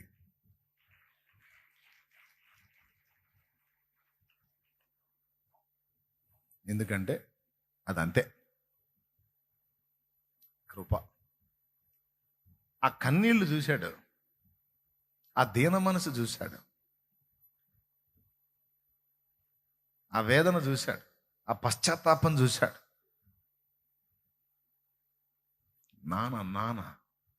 నాన్నగా స్పందించాడు. నాన్న గుండె కదిలింది. పాపాన్ని బట్టి కోపమున్నా పశ్చాత్తాపంతో క్షమ వేడుకున్నందున కృప వచ్చింది. ఆ కృప ఎంత పని చేసిందంటే ఎదుటోటికి క్లాసు బీకి ఆమెను పంపించాడు, పో క్షమించాను పో అని. ఒక రకంగా చెప్పాలంటే యేసు ప్రభు చెప్పకనే చెప్పాడు, ఎవతయో అది ఇది అన్నావు కదా, ఆ వాటన్నిటికీ నువ్వు అర్హుడివి, ఆమె కాదు. అయిపోయింది, కడిగేశాను. విస్తారంగా ప్రేమించింది, విస్తారంగా క్షమించబడింది. ఓ నీ పాపములన్నీ క్షమించబడ్డాయి పో అని పంపించాడు. సీమోనుకి ఆ మాటల్లా, ఆమెకన్నాడు. గుర్తుపెట్టుకోండి, ఎప్పుడు దేవుని బలిపీఠాన్ని ఆశ్రయించిన ఈ ఆల్ నైట్కి వచ్చారు, దేవుని ముందు ఏవేవో చెప్పాలని చెప్పుకోవాలని వచ్చారు. సేవకులు, విశ్వాసులు అన్న భేదం లేకుండా నన్ను గౌరవించి దైవజనాంగం చాలా వరకు అందరూ కలిసి వచ్చారు. అందుబాటులో ఉన్న వాళ్ళందరూ, విశ్వాసులు అందరూ. మంచిది నాయన, నా తండ్రి నాకు నేర్పిన అనుభవాల్లో ఇది నా ఆయువు పట్టు నాయన. మొట్టమొదట కృపను వేడటమే కాదు నాయన, కృపను తలపోయాలి. ఇది కీలకమైంది. కృపను వేడుకోవటం మాత్రమే కాదు నాయన, ఆయన మన ఎడల చూపిన కృపను నిరంతరం తలపోయాలి. అయ్యా, ఈ లోకంలోకి, ఉనికిలోకి వచ్చానంటే నాకేముందని తెచ్చావయ్యా? నీ కృప కదా నాకు జన్మనిచ్చింది, నీ కృప కదా నన్ను బ్రతకనిస్తుంది, నీ కృప కదా నాకై ప్రాణం పెట్టడానికి నిన్ను ప్రోత్సహించింది, నీ కృప కదా ఈరోజు పట్టెడన్నో నాకు పెట్టి నా కడుపు నింపుతుంది, సిగ్గు కప్పుకోవటానికి వస్త్రం ఇచ్చింది, సమాజంలో నలుగురిలో బ్రతకడానికి ఇంత ఆశ్రయం ఇచ్చింది, ఆధారం ఇచ్చింది నీ కృప కదా. చేయడానికి పని కల్పించింది, చేయడానికి జాబ్ ఇచ్చింది, చదువులో విజయం ఇచ్చింది. యేసయ్యా నీ కృప కదా, కృపతోనే కదా ఇవన్నీ నాకు నువ్వు చేశావు, నీ కృప కదయ్యా అని ఆ కృపను తలపోయటం అనేది ఎంత అద్భుతమైన విషయం అంటే హ్యాపీ ఫీల్ అవుతాడు. అందుకే భక్తులు కృపను పాడారు. గలగల పారే సెలయేరులా నాలో ప్రవహించే నీ కృపా, శిలయైన నా హృది కరిగించెనే, వెలయేలేని నీ కృపా, కృపా కృపా కృపా, యేసుని కృపా, ఎరుగని రీతిగా నన్ను దర్శించే నీ కృపా, ఇంతవరకు కాచనే చెంత నుండి నీ కృపా, ఇంతవరకు కాచనే చెంత చేరి నీ కృపా, అంతము వరకు నడిపించునే, అంతే లేని నీ కృపా, అంతము వరకు నడిపించునే, అంతే లేని నీ కృపా, కృపా కృపా కృపా,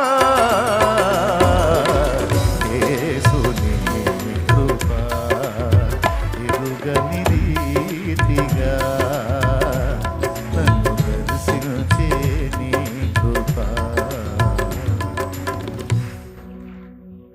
నీకు బలహీనత ఉందా?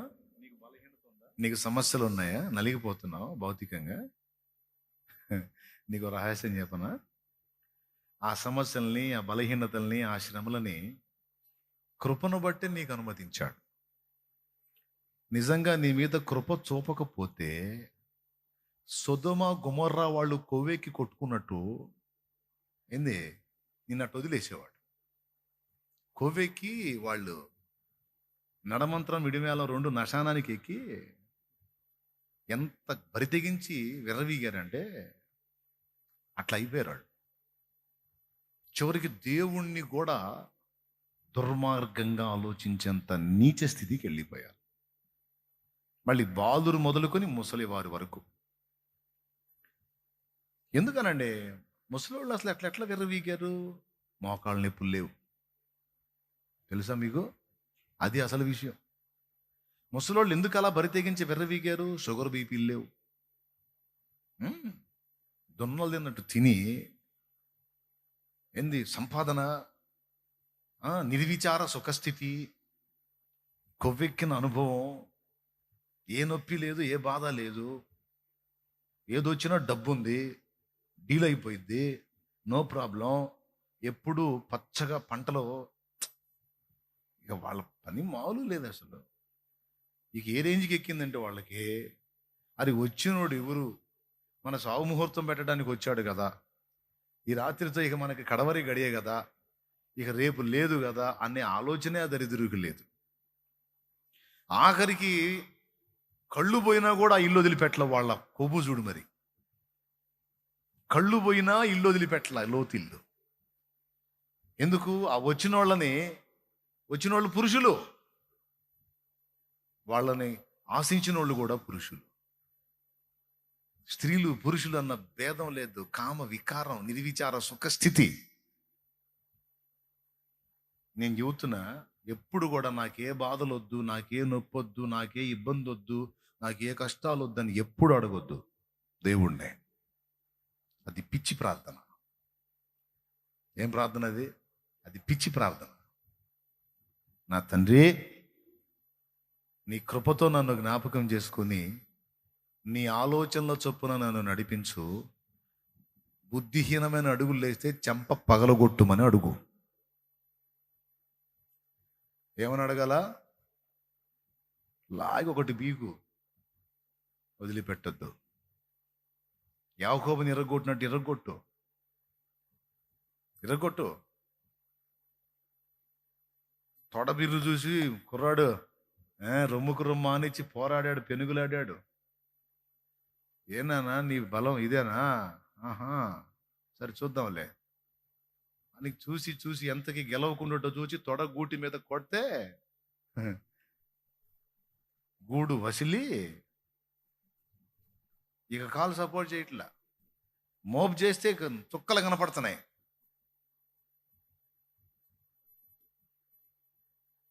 ఈరోజు కొన్ని సమస్యలు, కొన్ని ఇబ్బందులు, కొన్ని బలహీనతలు, కొన్ని ఆటుపోట్లు నీకు నాకు అనుమతించబడ్డాయి అంటే నేను చెప్తున్నా గ్యారెంటీగా, కృప. నిన్ను నాశనానికి అప్పచెప్పదలుచుకోవాలా. సొదొమ గొమొర్రా వాళ్ళలాగా నిన్ను నాశనం చేయదలుచుకోవాలా. నువ్వు బాగుండాలని కోరుకున్నాడు, బతికుండాలని కోరుకున్నాడు, ఆయన కొరకు బ్రతకాలని కోరుకున్నాడు. నీవు 10 మందికి దీవెనకరంగా ఉండాలని కోరుకున్నాడు. విరిగి నలిగిన హృదయం గలవాడిగా, గలదానిగా నువ్వు తయారు కావాలని కోరుకున్నాడు. 10 మందికి పరిమళ సువాసనగా నీ జీవితం ఉండాలి అని ఆశించాడు. అందుకే అవసరమైనప్పుడు అవసరాన్ని బట్టి కొన్ని ప్రతికూలతలు రాణిస్తున్నాడు. నేను చెప్తున్నాను, ఈ రాత్రి ఆటుపోట్లు, ప్రతికూలతలు నువ్వు ఫేస్ చేస్తున్నావు అంటే కృప నీ మీద ప్రవహిస్తూ ఉందని అర్థం. ఇందాక పాడారుగా మీరు, కృపలోనే పాప క్షమాపణ, కృపలోనే మా రక్షణ, కృపలోనే మా క్రమశిక్షణ నిరీక్షణ, కృపలోనే మా క్రమశిక్షణ. క్రమశిక్షణ అంటే ఏంటి చెప్పండి? క్రమముగా నడుచుకొనుటకు శిక్షణనిచ్చుట. ఆ విధమైన క్రమమైనటువంటి నడవడిలోనికి మనల్ని తేవటానికి మాస్టారు, మేడం గారు ఏం ఆడతారు? నానా అల్లరి చేయకూడదు నానా అంటే, అలాగే టీచర్ అంటాడా? అలాగే మ్యామ్ అంటాడా? అలాగా అని దువ్వితే ఇంకొంచెం ఎగురుతాడు. నానా తప్పు నానా అనదు. చెవు పట్టుకొని కొడితే వాడి మీద ఆధారాలు కనపడితే ఇంటి వాళ్ళు ఒప్పుకోరు అనుకుంటే, కనపడని ప్రదేశాల్లో పట్టుకొని తిప్పి చంపేస్తావు వెధవా. గద్దింపు, కోటింగు, ఏమండి క్రమశిక్షణ. బాధలంటే ఎట్టా? ఆ రేంజ్లో దంతే. కానీ ఇప్పుడు బైబిల్ చదవట్లా మనం. ఎవరు? చిన్నప్పుడు చదువు నేర్పిన వాళ్ళు. అవునా? అబద్ధాలు ఆడితే తన్నారు, పక్కాడి పెన్నో పెన్సిల్లో కొట్టేస్తే పచ్చడి అయ్యేటట్టు తన్నారు. చేస్తావా? చేస్తావా? చేతులు చాపు. ఇట్ట కొడితే పర్వాలా, మళ్ళీ ఇటు తిప్పి. మాకు ఒక మాస్టర్ ఉన్నాడు, మరి ఇట్ట ఇట్ట పెట్టకూడదు అంటాడు. మామూలు కోటింగ్ ఇలా అడుసు తొక్కనేలా, కాలు కడగనేలా అని, తప్పు చేయనేలా, తంగులు తినేలా అని దాని జోలికి పోతే ఒట్టు. క్రమం. ఇప్పుడు చెప్పండి, క్రమము, క్రమమైన నడవడి మనం నేర్చుకోవడానికి బెత్తం వాడక తప్పింది కాదు. యేసయ్య దగ్గర నీ సమస్యలకు పరిష్కారాన్ని చూపించే రాజదండమే కాదు, ఎగస్టాల్ చేస్తే సీటు పచ్చడి చేసే బెత్తం కూడా ఉంది. అర్థమైందా? ఎక్కువ సార్లు మనకు పాఠం నేర్పిన వాళ్ళు ఎక్కడ కొట్టారో మీకు తెలుసు. దేవునికి స్తోత్రం, హల్లెలూయా. మనం వెళ్ళేటప్పుడు అటు తిరిగినప్పుడు కూడా ఒకటి పడిద్ది, అవునా? నా తండ్రి దగ్గర బెత్తం కూడా ఉంది. ఇప్పుడు చెప్పండి, బెత్తం వాడాలా వద్దా? ఎంతమంది ఒప్పుకుంటారు? సామెతల్లో ఇన్నిసార్లు రాశాడు, బెత్తము వాడని తండ్రి కుమారుని నరకమునకు అప్పగించుచున్నాడు. బాలుని హృదయంలో మూఢత్వం స్వాభావికంగా పుట్టును, శిక్షాదండము దాన్ని అద్ది. అందుకని ఒక పక్క మన సమస్యలకు పరిష్కారం ఇచ్చే రాజదండం, మరో పక్క మనల్ని పచ్చడి చేసే శిక్షాదండం. ఆ శిక్షాదండం ఏం చేయదు, మనలో ఎగస్టాలను తీసేసిద్ది. మనలో స్వాభావికంగా పుట్టే మూఢత్వం ఉందే, దాన్ని దొళ్ళగొట్టిద్ది. ఆ శిక్షాదండం పేరే అవసరమును బట్టి కలిగే నానావిధ శోధనలు. అవసరాన్ని బట్టి అగ్ని వంటి శ్రమలు కలుగుచున్నవని తెలిసి కలత చెందబోకు. అవసరాన్ని బట్టి అగ్ని వంటి శ్రమలు కలుగుచున్నవని తెలిసి కలత చెందబోకు. నిన్ను పిలిచిన దేవుడు నమ్మదగినవాడు, శోధనలో నిన్ను విడిచిపెట్టిపోడు. కంటి పాపల తోడుండి నిన్ను కాచుకుంటాడు. అన్న తండ్రిలా తోడుండి నిన్ను ఆదుకుంటాడు. ఏమండి? హైవే రోడ్డు పక్కన నడుస్తున్నాం, అబ్బాయి అమ్మాయి ఉన్నారు. వీడు తడవకి రోడ్డు మీదకి వెళ్తున్నాడు, మనకేం టెన్షన్ పడుతుంది. 2-3 సార్లు చెప్పారు, రేయ్ ఉండు అన్నాం. వాడు ఉంటల్లా, అరిసినప్పుడు ఉంటున్నాడు. కొంచెం మళ్ళీ ఏమరపడాను ముందుకు వెళ్తున్నాడు. ఎక్కడుండమన్నాం మనం? మన పక్కన ఉండమన్నాం, మన దగ్గరకు రమ్మన్నాం. వాడేం చేస్తున్నాడు?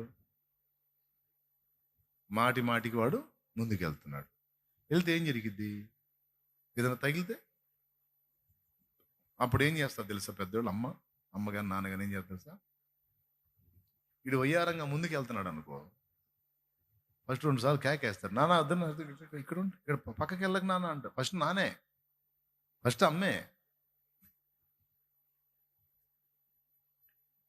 అయినా సరే వీడు మళ్ళీ వెళ్ళాడు అనుకో, సైలెంట్గా దగ్గరికి పోయి లాగి పెటామని ఒకటి పీకుతాడు. అప్పుడు రుద్దుతాడు. ఏ దగ్గర ఉండమన్నానా? ఏం చేస్తున్నా అని వేస్తే కేక గడగడలాడితే ఇక ఎడుబడిగా. కొన్నిసార్లు ప్రమాదకరమైన అనుభవాల్లో నీకు అడుగులు పడుతున్నప్పుడు తప్పనిసరి పరిస్థితిలో నిన్ను దగ్గర తీసుకోవటానికి ఆయన యొద్దకు నీవు వచ్చున్నట్లు. ఎందుకంటే ఆయన యొద్ద నీకు భద్రత ఉంది, ఆయన పాదముల యొద్ద నీకు క్షేమం ఉంది, ఆయన పాదముల యొద్ద నీకు సంరక్షణ ఉంది, ఆయన పాదముల యొద్ద నీకు సమాధానం ఉంది, క్షేమం ఉంది. కానీ ఆ పాదాలు విడిచి నువ్వు దూరంగా తొలిగే ప్రమాదంలోకి వెళ్తున్నప్పుడు కొడతాడు దెబ్బ. ఎందుకంటే ఆయన పాదాల దగ్గరికి రావాలని. అర్థమైందా? పండుకొని నిద్రపోతున్నాడు, తుఫాన్ రీగింది. పేతురు మిగిలిన అపోస్తలులు చూశారు, సాధ్యపడలా. తుఫాను అంటే సముద్రపు అలలు లేచినాయి, గాలి ఈడ్చి కొడుతుంది.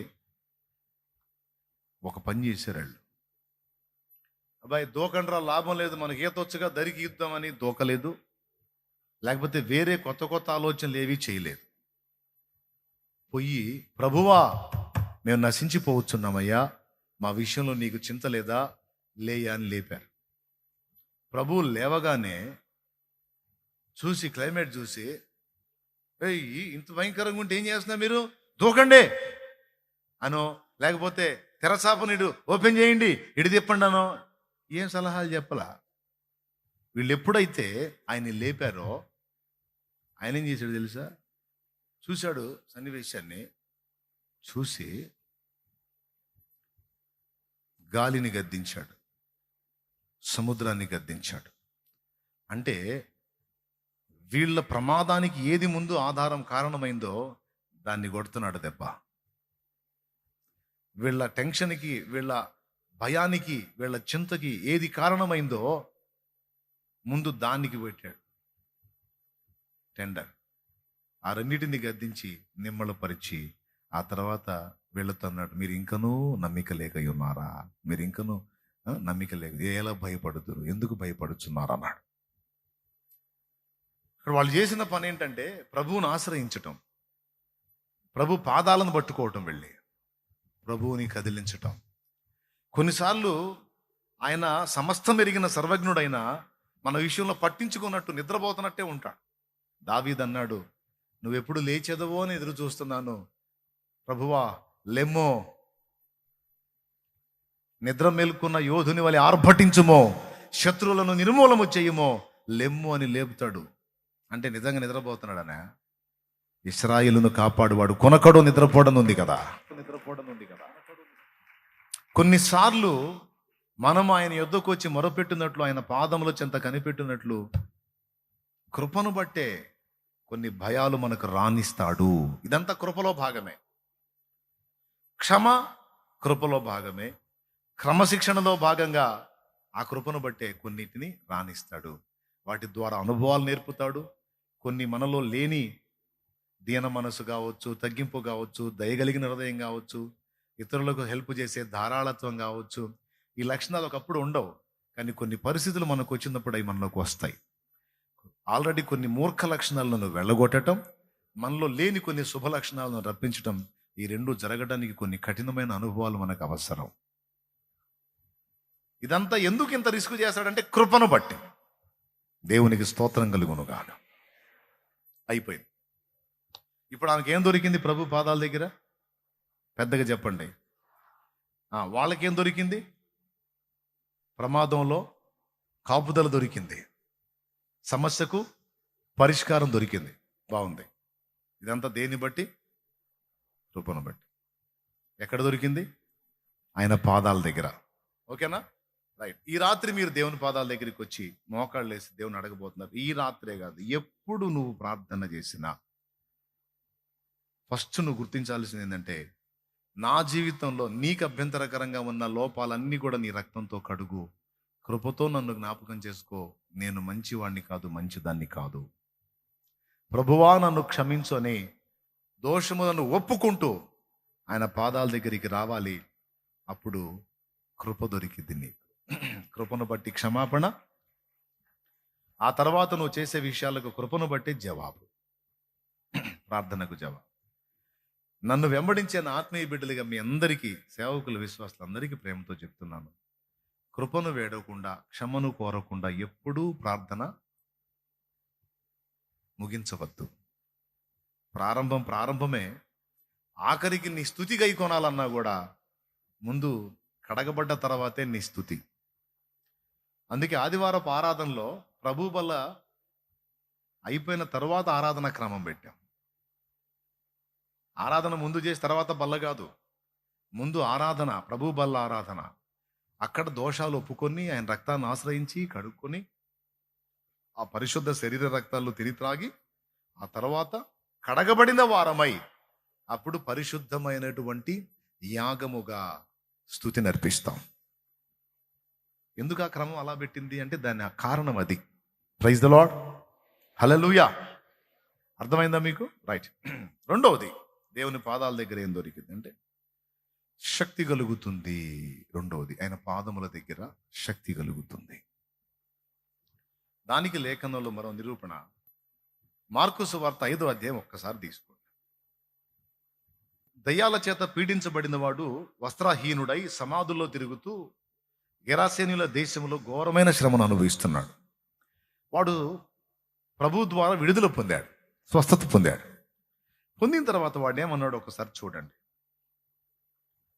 18వ వచనం చదువు. 5:18. ఆయన దోణి ఎక్కినప్పుడు దయ్యములు పట్టినవాడు ఆయన యొద్ద తన్నుండనిమ్మని ఆయన్ను బతిమాలు కొనెను గాని. దేవునికి స్తోత్రం కలుగును గాక. ఏమన్నాడు? తన యొద్ద ఉండనిమ్మని ఆయన్ని వేడుకున్నాడు. వినండి, ఇంకొక వచనం చూద్దాం. లూకా సువార్త 8:26 నుంచి ఈ స్టోరీ ఉంటుంది. స్వస్థత పొంది వాడు ఎక్కడ కూర్చున్నాడో చూడండి.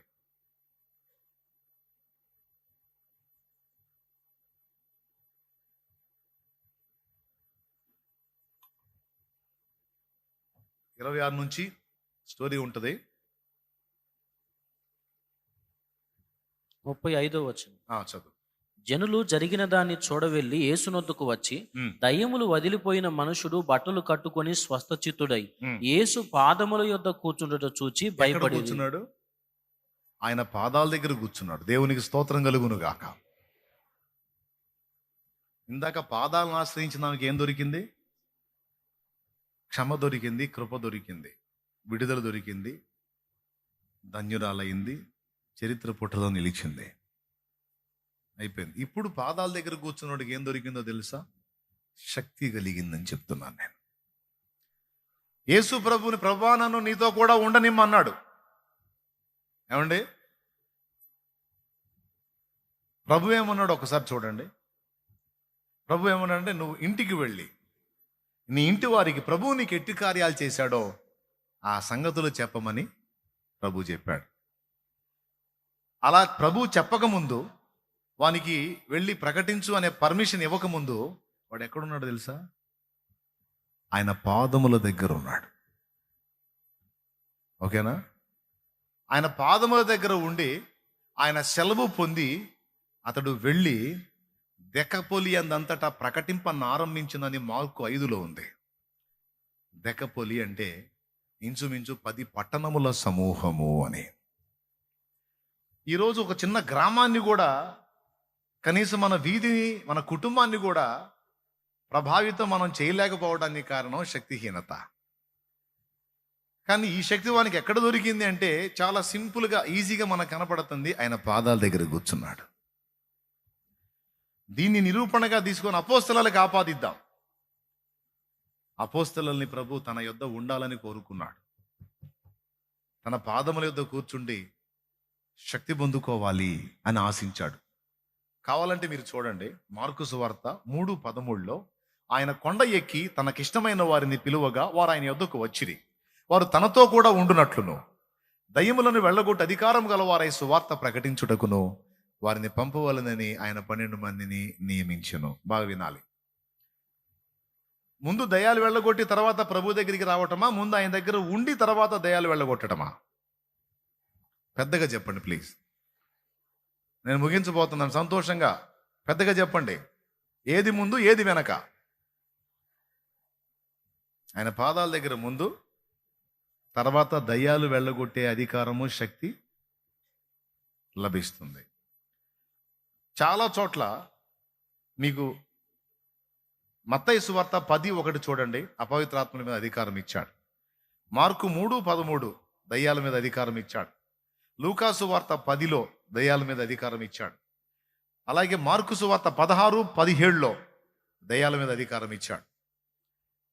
ఎందుకు ఇన్ని చోట్ల అపోస్తలులకు దయ్యాల మీద అధికారం ఇచ్చాడు, రోగాల మీద అధికారం ఇచ్చాడు అంటే, వాళ్ళు వెళ్ళి ఆత్మలను బయటికి తేవాలంటే ముందు దయ్యముల శక్తులను నిర్వీర్యం చేయాలి, రోగాల శక్తులను నిర్వీర్యం చేయాలి, ఆ దురాత్మ పీడనలోంచి, రోగాలలోంచి ప్రజల్ని బయటికి తేవాలి.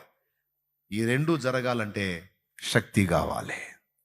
శక్తి కావాలంటే వేరే దిక్కు లేదు, ఆయన పాదములే శరణం. ఆయన పాదాల దగ్గర కూర్చున్నాడు. ఒకప్పుడు దయ్యాల పీడితుడు, ఒకప్పుడు అతడు దయ్యాలతో పీడించబడ్డాడు. స్వస్థచిత్తుడై ప్రభు పాదాలను ఆశ్రయించాడు. దేవుడు పర్మిషన్ ఇచ్చాడు, వెళ్ళు అని సెలవిచ్చాడు. వెళ్ళి మొదలు పెడితే 10 పట్టణాల ప్రజలకు అతడు దైవజనుడయ్యాడు. ఇప్పుడు చెప్పండి, ఇది కూడా చాలా ప్రాథమికమైన విషయమా? ఇది కూడా చాలా సింపులా? వినటానికి సింపులే కావచ్చు, కానీ సాధన చేయటానికి మాత్రం ఇది చాలా కష్టం.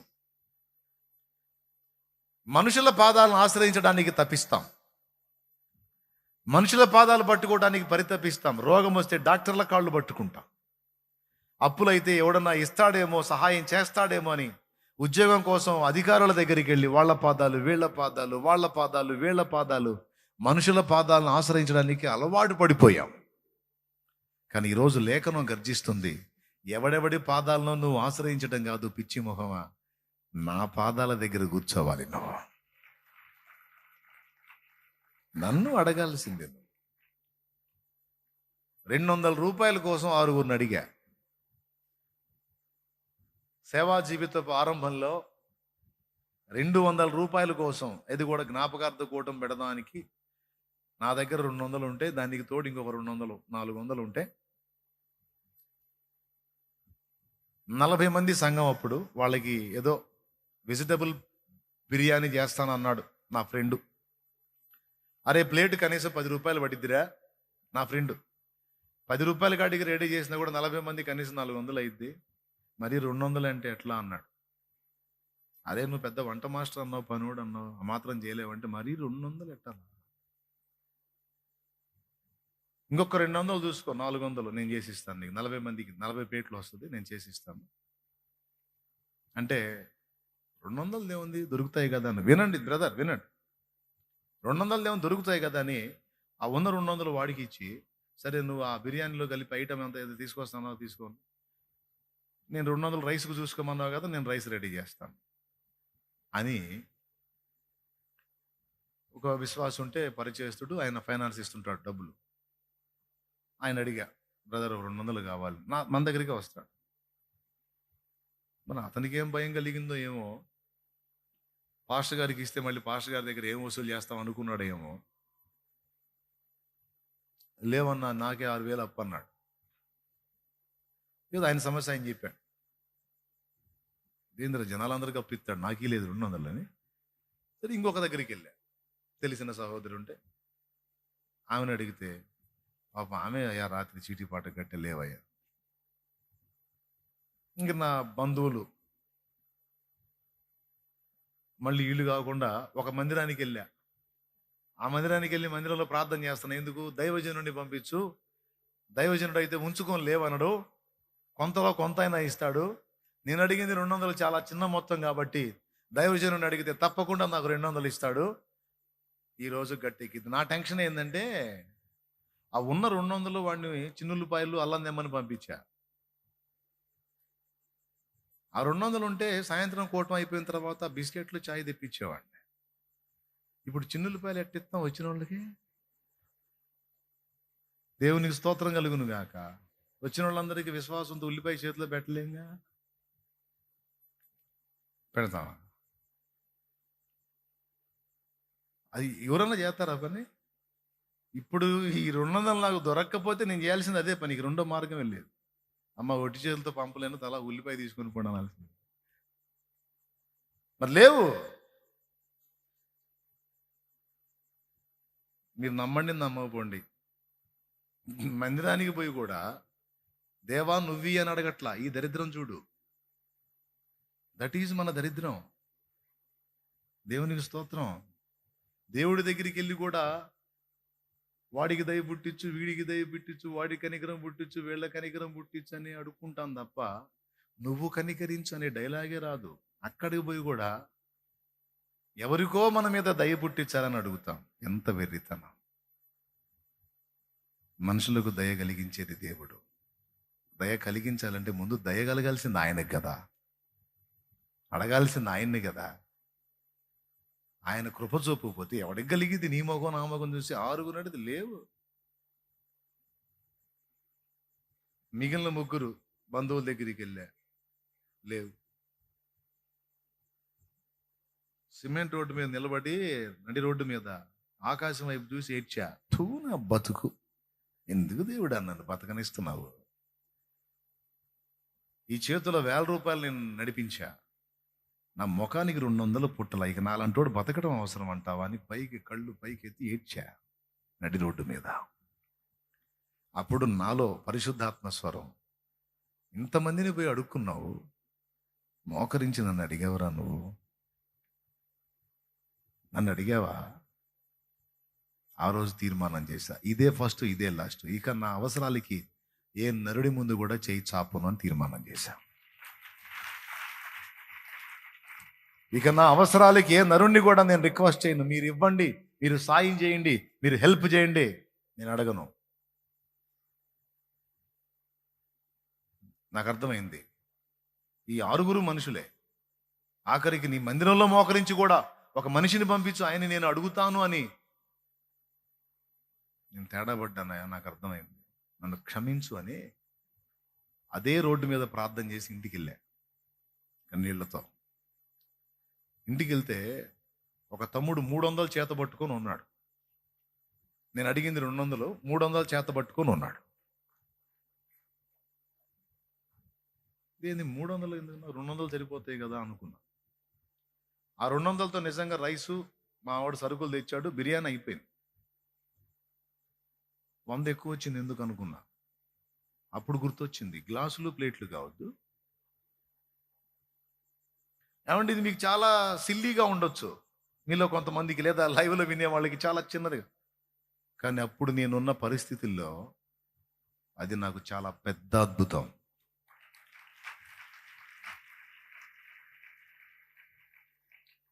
ఎక్కడి నుంచి పునాది వేసుకుంటూ వచ్చాడు తెలుసా? 200 దగ్గర నుంచి వేసుకుంటూ వచ్చాడు.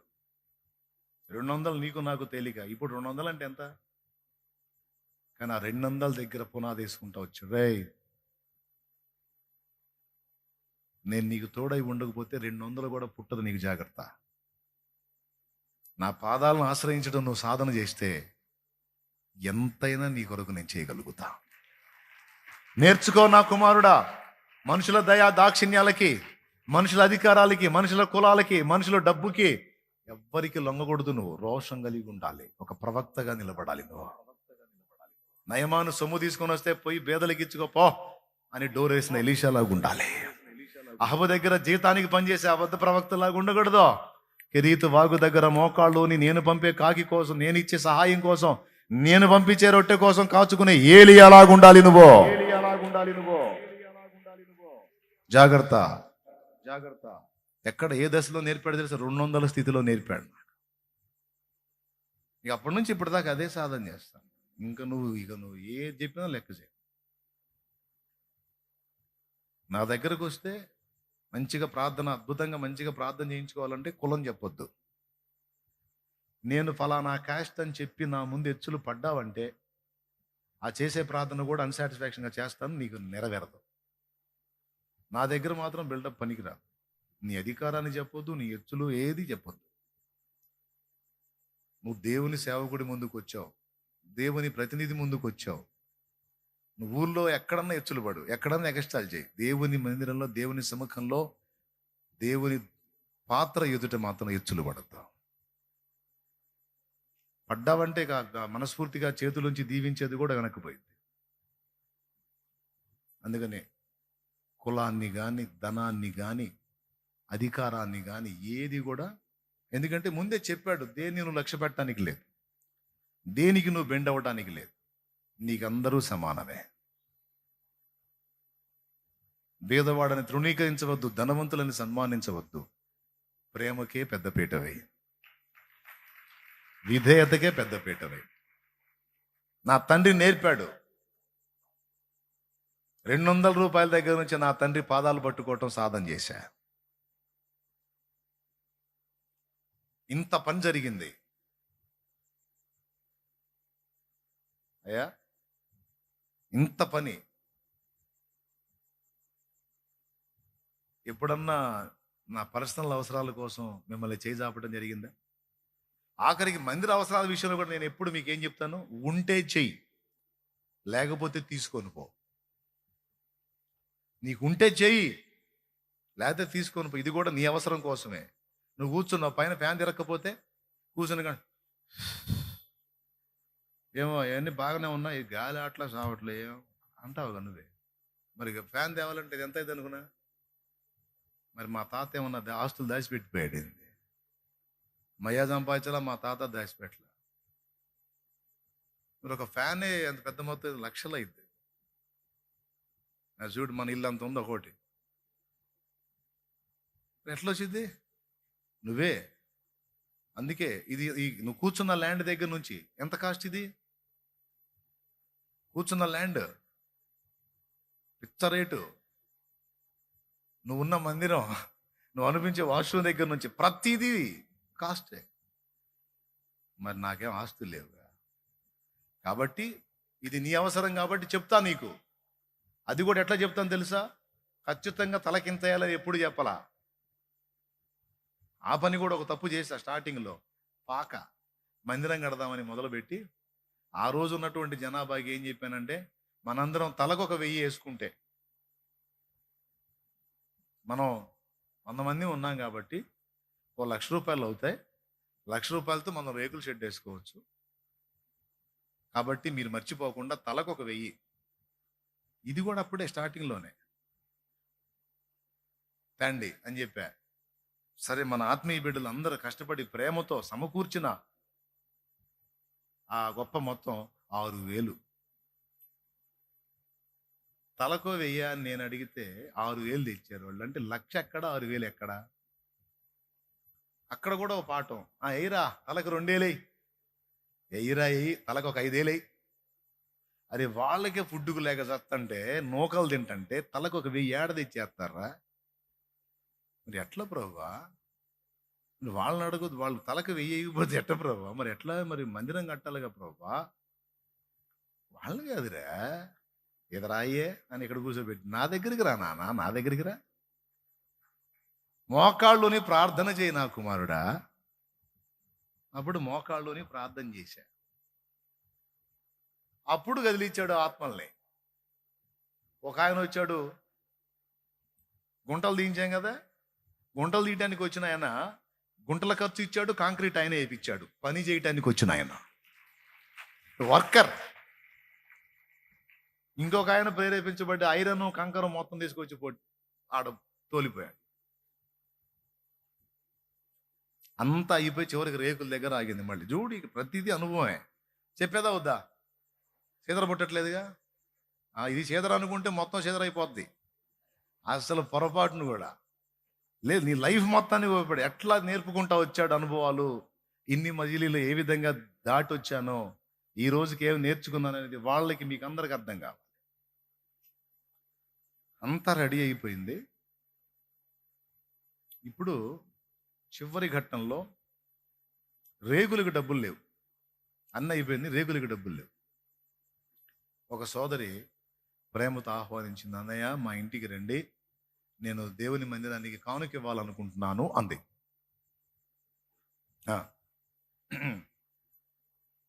సరే, ఇక రేకులకి డబ్బులు లేవు, ఖాళీ అయిపోయింది.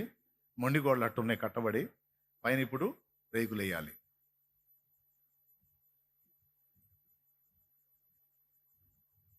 తరుగు పనులు ఉన్నాయి, రేకులు ఉన్నాయి. ఈ రెంటికి కలిపి ఖచ్చితంగా 15,000 రూపాయలు అయింది. ఈ రెంటికి కలిపి. నా దగ్గర ఏం లేవు. ఇంకా సేపటికి పని వాళ్ళు వస్తారు. పొద్దున్నే తెల్లవారుజాము లేచి మోకాళ్ళు లేసా, ప్రభా స్తోత్రం నాయన స్తోత్రం. నాకు ఆ సోదరే కనపడుతుంది.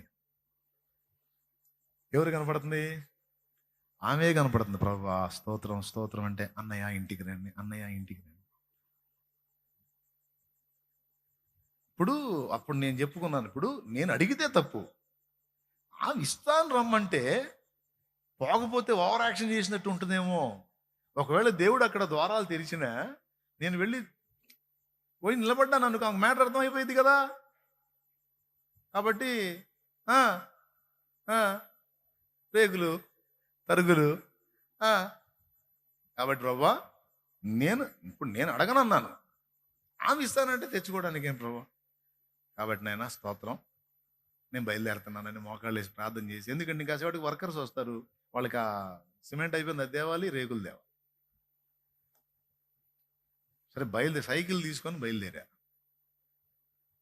ఆ సైకిల్ తీసుకొని బయలుదేరేటప్పుడు మళ్ళీ డౌట్ వచ్చి, మనస్సాక్షి ఒప్పుకోవట్లా. మనం ఏం తీర్మానం చేశాం?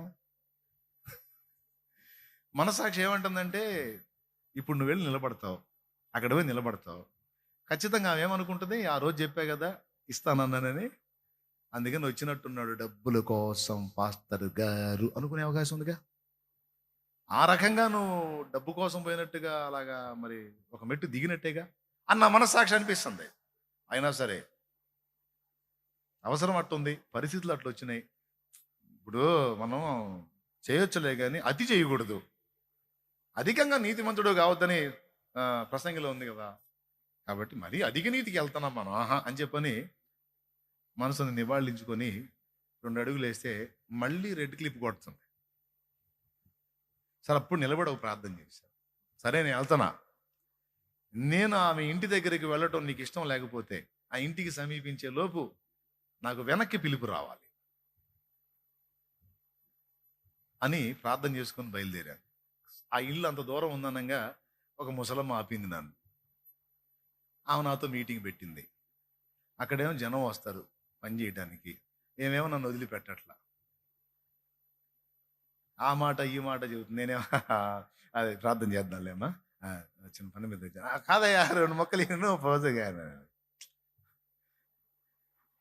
ఈనాడు తయారైంది నా ప్రాణానికి. నీకు ప్రశాంతంగా ఉందా, మరి నాకు టెన్షన్ ఉంది. అది మళ్ళీ 2 మొక్కలు చెప్పు పర్లేదు చెప్పు, సరే చేద్దాం, ప్రార్థన చేద్దాం, తప్పకుండా చేద్దాం, దాని చేద్దాం అంటే ఒకదగట్లా. ఈలోపు ఫోన్ వచ్చింది.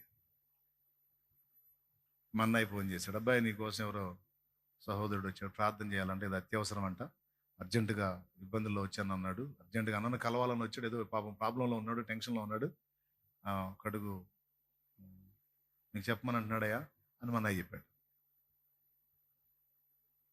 నాకు వచ్చిందిగా ఇప్పుడు సమాచారం. నేను ఆ ఇంటికి చేరేలోపు వెనక పిలుపు రావాలని ఇక్కడ ఈ ముసలమ్మ ఆపటం, ఒకదేగానే మీటింగు, వెనక నుంచి పిలుపు, పోయా చేసేదేముంది, ఈ రోజు కాపుకుందాం, లేక ఆయన ఇచ్చినప్పుడు చేద్దాం. చూడు ఎంత రోషంగా ఉన్నాడు నా దేవుడు. అంటే నేను వెళ్ళి నిలబడితే మనీ కోసమే దైవజనుడు వచ్చాడని ఆమె అనుకోవటం నా దేవుడికి ఇష్టం లేదు.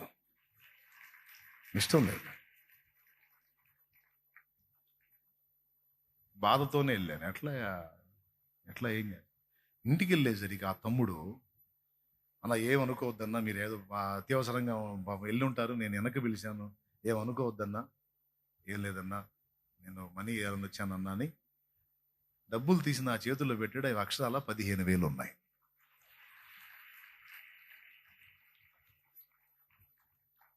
$15,000 నీ తరుగు పనులు రేకులు కానీ అన్నాడు. తర్వాత ఆ సోదరి ఇంటికి నేను పోలేదుగా, ప్రేమతో ఆ సహోదరి నన్ను కలిసి ఇచ్చిన అద్భుతమైనటువంటి అర్పణ 2,000. ఏమనుకోవద్దు, మీరు డబ్బులే వారం మాట్లాడుతున్నానని, ఎందుకంటే మీకు అర్థం కావాలి మ్యాటర్. ఇప్పుడు మనుషుల వైపు చూస్తే మన కర్మ ఎలా గాలిద్ది. పొరపాటు నా వేళ నేను పోయినా ఆమె నాకు ఇచ్చేది ఎంత? సార్ దేవుని మాట విని నేను వచ్చినందుకు నాకు ఎంత ఇచ్చాడు? అఫ్ కోర్స్ తర్వాత ఆ సహోదరుడు రుణం వేరే రకంగా తీర్చుకున్నావులే, అది వేరే సంగతి. ప్రియులారా, ఎందుకు ఈ విషయాలు చెప్తున్నానంటే ఏదో పొద్దుపుచ్చాలని కాదు, అనుభవాలు. శాలేమన్నా ఆ చిన్ని పరిచర్యలు ఎదుర్కొన్న అనుభవాలు మీ లైఫ్ లాంగ్ ఉపయోగపడతాయి.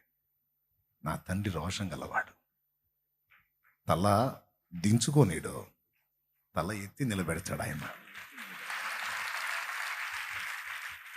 అల్పమైన వాటిని మరి ఎట్ట పుట్టిన అనుకున్నావు? ఇవన్నీ అనుభవాలు. అల్పమైన వాటిని ఆశించును నా హృదయం, అధికమైన మేళ్లను దాచును నీ మంచితను. ఏది నిన్ను కోరాలో ఎరుగదు నా వెర్రితనం, ఏది నిన్ను కోరాలో ఎరుగదు నా వెర్రితనం, ఏది నాకు కావాలో నీ జ్ఞానం, ఏది నాకు. ఒరే పిచ్చోడా, పోతున్నావురా, నీ సమస్యకు పరిష్కారం అక్కడ లేదు. లేకపోగా ఆ మనిషి రేపు 10 మందికి చెప్పిద్దిరా. మామూలుగా రాడు కానీ అయ్యగారు డబ్బులు అనగానే వచ్చి నిలబడ్డాడు మా ఇంటి ముందని 20 మందికి చెప్పిద్దిరా. పరువు పోయిద్ది కదరా. డబ్బుల పాస్టర్ అంటారు కదరా నిన్ను. డబ్బుకు కక్కుర్తి పడేవాడు అంటారు కదరా. లోభిత్వం కలిగినోడు అంటారు కదరా. నా కుమారుడా, తిరుగురా వెనక్కి. సింపుల్గా చెప్పాలంటే మనకు సిగ్గు లేకపోయినా ఆయనకు ఉంది. దేవునికి స్తోత్రం. ఏమయ్యా, అర్థమైందా మీకు? మనకు సిగ్గు లేకుండా తలోంచి దిగజారినా నీకు లేకపోతే నాకుంది లే అంటాడు ఆయన. దేవునికి స్తోత్రం. ఏమన్నా అర్థమైందా నేను చెప్పింది మీకు? అర్థం కావాలి. దైవజనులు, విశ్వాసులందరికీ చెప్తున్నాను, నాయన, నా తండ్రి పాదాలకు మించిన అద్భుతమైన స్థలం ఇంకొకటి లేదు. అక్కడ కృప దొరికిద్ది, అక్కడ క్షమ దొరికిద్ది, అక్కడ ఆత్మకు బలం దొరికిద్ది, పరిచర్య కావాల్సిన శక్తి దొరికిద్ది, అదే సేవకు కావాల్సిన సమృద్ధి దొరికిద్ది.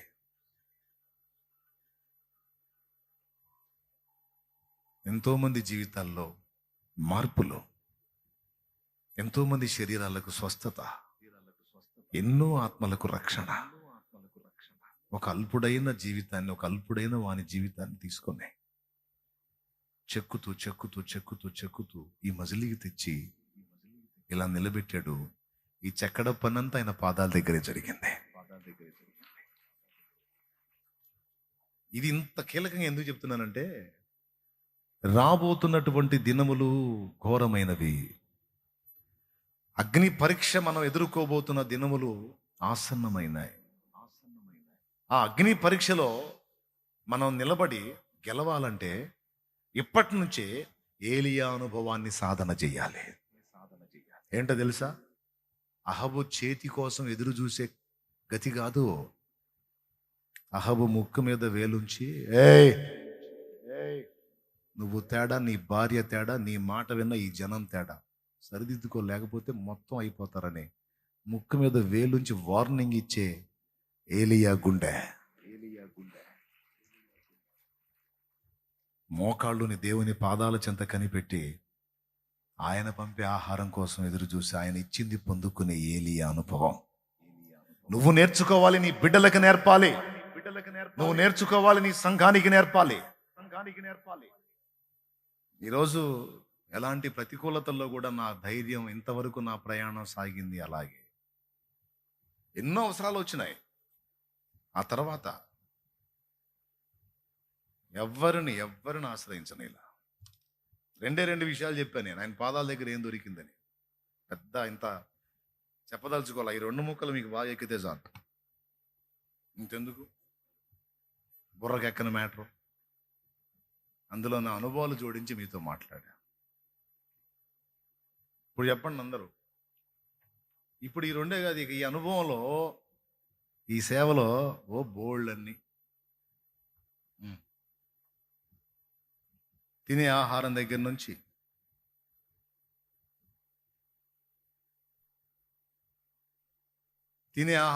నుంచి, రొయ్యలు కొంచెం ఇష్టంగా తింటాను నేను. రొయ్యలు ఒకరోజు ఏందో దాని మీద పోయింది మనసు. సిల్లీగా ఉంది అనుకోవద్దు, మీకు ఎట్టున్నా సరే, ఎందుకో చెప్తాను. ఈరోజు ఆ రోజు తినాలనిపించింది. అంత బాలింత వ్యవహారం. దేవునికి స్తోత్రం. వేవిళ్ళోళ్ళు బాలింతలోళ్ళు అంటారే. ఏం చేద్దాం, సరైన ఫుడ్ దొరకట్లా. మరి ఆ రొయ్యలు ఎప్పుడు అంతకుముందు కొంచెం టేస్ట్గా తిన్నాను. ఈ సేవలో కొంచెం దూరం అయినాయి. అడగలే, అసలు దేవుని కూడా అడగలా. రొయ్యలు దించి అన్నులు అయింది అనుకున్నాను మనసులో. అదే రోజు సాయంత్రం సూపర్గా ఉండి ఒక అక్క గిన్నె నిండా వేసి తీసుకొచ్చి ఇంట్లో పెట్టి, నాకు తెలియదు ఇంట్లో ఆ కూర ఉందని. ఫుడ్ పెట్టని కూర్చుంటే శుభ్రంగా అన్నం వేసి ఆ రొయ్యల కూర గుమ్మరిచ్చింది ఎస్తేరు. వాట్ ఈస్ దిస్ అన్న? దిస్ ఈజ్ రొయ్యల పులుసు.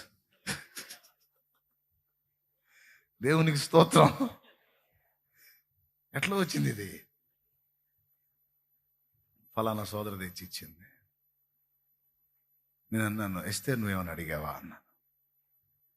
నేను అడగలేదు, ఆమె తీసుకొచ్చి ఇచ్చింది. అబ్బాయికి పెట్టని తెచ్చి ఇచ్చింది. మీరు నవ్వారు, నేను దాన్ని చూసి ఏడ్చాను. ఎందుకు?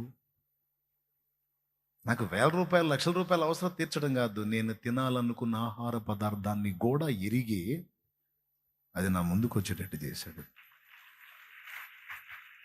ఇంద్రా తిను, ఆశపడ్డాడు, తిను, కడుపు నిండా తిను. చూడు,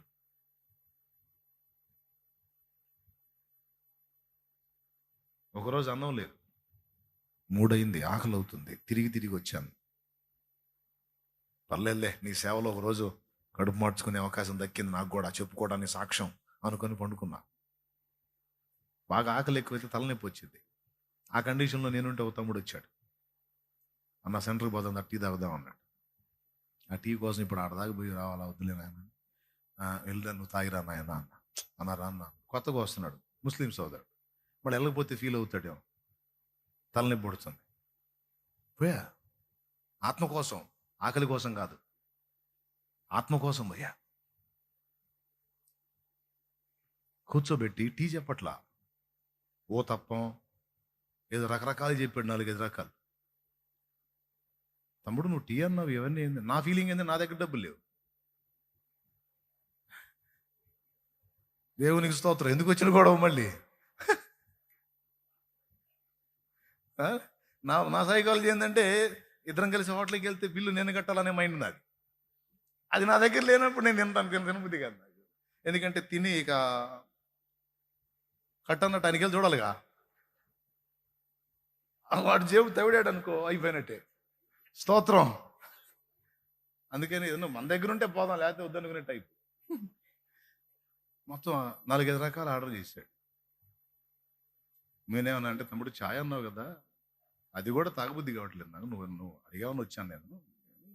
ఇప్పుడు తినే టైం కూడా కాదు, 3 దాటిపోయింది, ఇప్పుడు ఏడ తింటా అంటే, అన్న ఇది తినకపోతే నేను బాధపడతాను అన్న, నేను ఆర్డర్ చేశాను అన్నాడు. ఇప్పుడు సమయం ఏంది ఆయన, మధ్యాహ్నం భోజనం టైం అయిపోయింది కదా అని బిల్డప్ ఇస్తున్నా నేను. చూడు, ఒక పక్క కడుపులో మంట తగులుతున్న, మళ్ళీ బిల్డప్ తగ్గకూడదు. దేవునికి స్తోత్రం. అందుకని అంటే తిన్నట్టే పోజిస్తున్నా. ఆ లోపల కావాలి. ఆ తమ్ముడు అన్న తిన్నాను, ఆర్డర్ చేశానన్న, తినకపోతే బాధపడతాను. భలేవాడి తమ్ముడు, ఏంది అన్న, నువ్వు మనీ గురించి ఆలోచించొద్దు, నా దగ్గర ఉన్నాయి, నేను ఆల్రెడీ కట్టడానికి సిద్ధంగా ఉన్నాను. ఆ తమ్ముడు, నేను నీకు తినిపించాలి, నువ్వు నాకు తినిపించకూడదు. ఏందన్నా చేయకూడదా? తమ్ముడుగా నేను నీకు చేయకూడదా అన్నాడు. ఇంకెక్కువ ఫీల్ అయ్యేటట్టున్నాడు. వద్దునన్నా, మళ్ళీ నీ ఆత్మ భంగపడిద్ది, వద్దునైనా తింటానని. అయినా నాకు ఎందుకు ఇట్లా ఆలోచన వచ్చింది, ఎప్పుడు చేయలేదు కదా నువ్వు అన్నా. అప్పుడు ఆ తమ్ముడు చెప్తున్నాను, నేను తిని పండుకున్నాను అన్న, చెట్టు కింద మంచం వేసుకొని పండుకున్నాను. దేవుడు నాతో మాట్లాడుతున్నట్టు అనిపించింది. నువ్వు వెళ్ళి నా దాసుని హోటల్కి తీసుకుని వెళ్ళు, తినిపించు అని.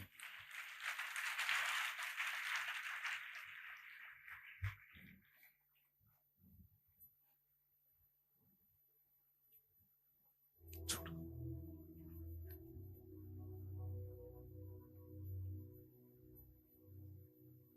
వాడు ఆకలితో ఉన్నాడు, పోరా, వాడు ఆకలితో ఉన్నాడు, పో, వాడు ఆకలి కొండలేడు.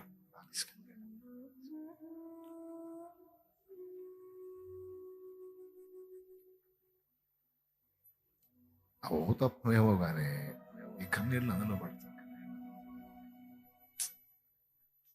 మా అమ్మకు తెలియదయ్యా నాకు ఆకలిగా ఉందని, మా నాన్నకు తెలియదయ్యా నాకు ఆకలి అవుతుందని, నా భార్య కూడా అర్థం కాదు. కానీ నా ఆకలిని గుర్తించాం. నువ్వు కనబడవు, అన్ని చూస్తానే ఉంటావు, నువ్వు కనబడవు. అతోనే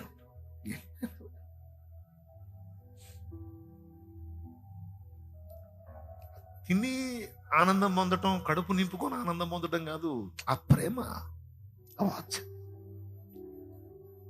ఆ బిడ్డతో మాట్లాడతాడు, నువ్వు వెళ్ళి హోటల్కి తీసుకెళ్ళు వాడినే, ఆకలితో ఉన్నాడు.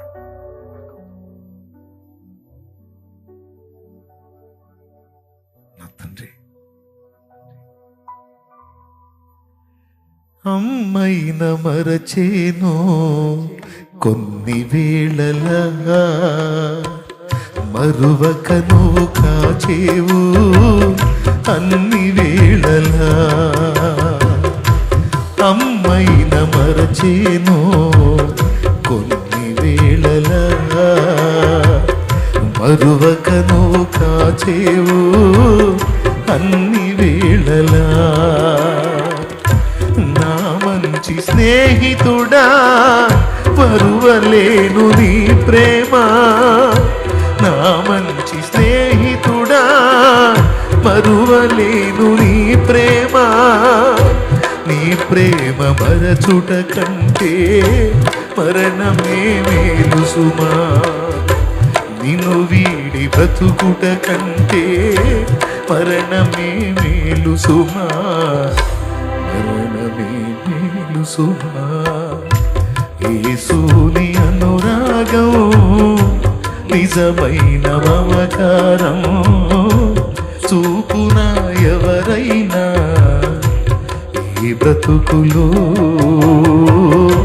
దొరుకునా ఎందైనా జగతిలో. యేసుని అనురాగం. వీలారా, నేను దేవుని సేవలో శ్రమ పడ్డాను, ఆకలి కొన్నాను, పస్తులు ఉన్నానని దానికోసం చెప్పట్లా. నా తండ్రి ప్రేమను గురించి నేను దుఃఖపడుతున్నాను. అయ్యి ఏడుపు కాదు, ఇది ఆనంద బాష్పాలు. ఆయన ప్రేమ అంత సున్నితంగా నన్ను టచ్ చేశాడు. ఆయన అంత సెన్సిటివ్గా తాకాడు నన్ను, అంత సున్నితంగా, అంత చిన్న, నీకు నాకు ఇది సిల్లీ సంగతి అనిపించే దాని విషయంలో కూడా ఆయన సీరియస్గానే ఉన్నాడు. అంత చిన్నదానిలోనే అంత సీరియస్గా ఉన్నప్పుడు ఎంత పెద్దదైనా, ఇక ఎంత పెద్దదైతే అంత సీరియస్ అవుతుంది కదా పరిస్థితి. అంత సీరియస్గా తీసుకుంటాడు కదా. అంత చిన్న విషయాన్నే సీరియస్గా తీసుకున్నప్పుడు ఇక పెద్ద విషయాలు ఇంకెంత సీరియస్గా ఉంటాడో ఊహించండి. నా ధైర్యం అదే, నా విశ్వాసం అదే, నా ప్రయాణం అదే. ఈ రోజుకి నేను ఇక్కడ నిలబడి మీతో మాట్లాడటం ఒక ఆశ్చర్యం.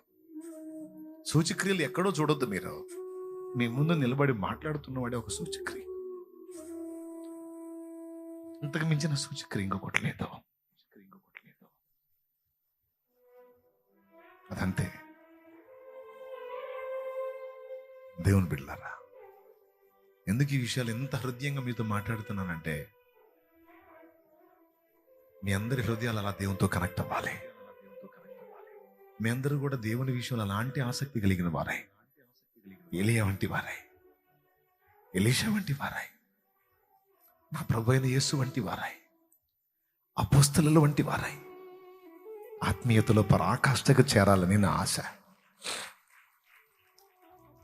ఈ మెట్టు సాధన చేసిన వాడిగా దేనికి కలవరపడటం, దేనికి భయపడి, ఎందుకంటే ఏదొచ్చినా ఆయన ఉన్నాడుగా. ఆయన పదాల దగ్గర కూర్చుంటాను, ఆయన నాతో చెప్తాను, నాన్న చూసుకుంటాడు. అక్కడే కూర్చున్నా, ఈ రోజుకి అక్కడే కూర్చున్నా. నిందలు, అవమానాలు, తృణీకారాలు, తిరస్కారాలు, దుష్ప్రచారాలు, చిరునవ్వు నవ్వుకొని పోయి ఆయన ముందే కూర్చుంటున్నా. చూస్తాడు, పరిగించారా, బాధపడుతున్నారా, ఎందుకు తండ్రి చూ ఆయన్ని పూదండలకు మారుస్తాలే, నేనున్నాలే నీకు.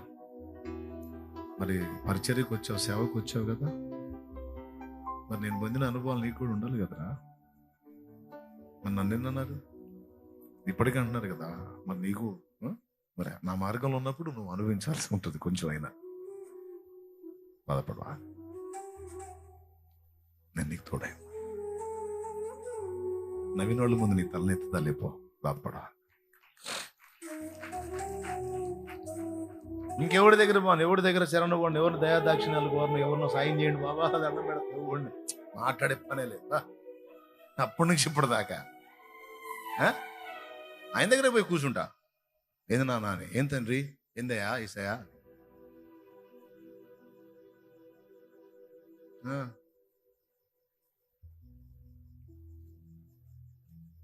ఒక సమస్య మీద ఒకళ్ళు నన్ను దుఃఖ పెడితే ఒక రాత్రి అంతా ఏడ్చా. నీకు రోషం లేదా, నీకు అది లేదా, ఇది లేదని ఆయన ఎట్టబడితే అట్టు మాట్లాడా. ఆత్మీయ పరిస్థితుల్లో నా కోపం చూస్తావా చూడని, ఒక్క నైట్ నేను ఏడిస్తే సంవత్సరం ఏడిపించాడు అవతలి వ్యక్తుల్ని. 1.5 year.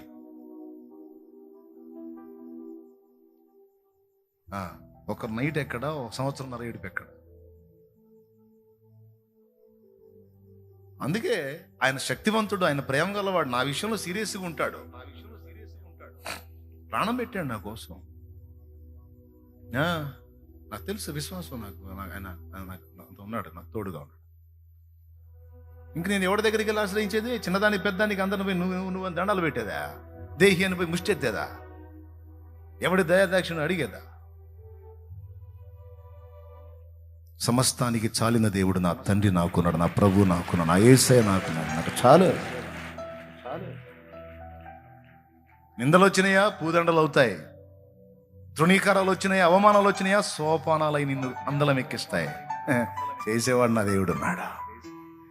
నీవు మోసిన నిందకు ప్రతిగా పూదండ ప్రభువు ఇచ్చునులే.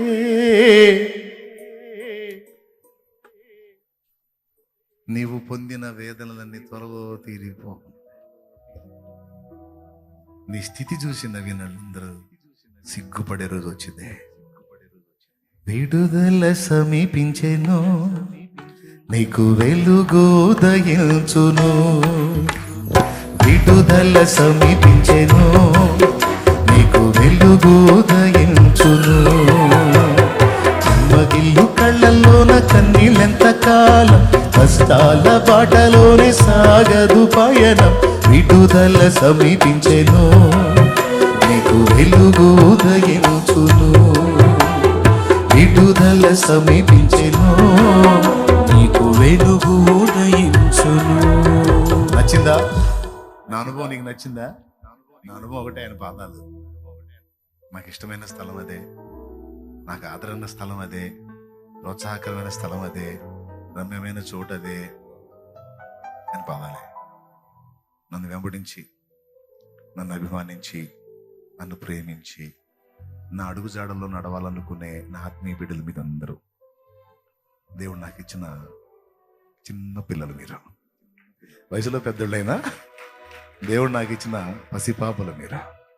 దైవజనులైనా మీరైనా మీరందరూ. అందుకే నా ఫ్యామిలీ మ్యాటర్ లాగా నేను ఓపెన్గానే చెప్పుకున్నాను మీతో. ప్రసంగం చేయలే, నా హృదయాన్ని మీ ముందు ఉంచాను, ఆయన కార్యాలను మీతో పంచుకున్నాను.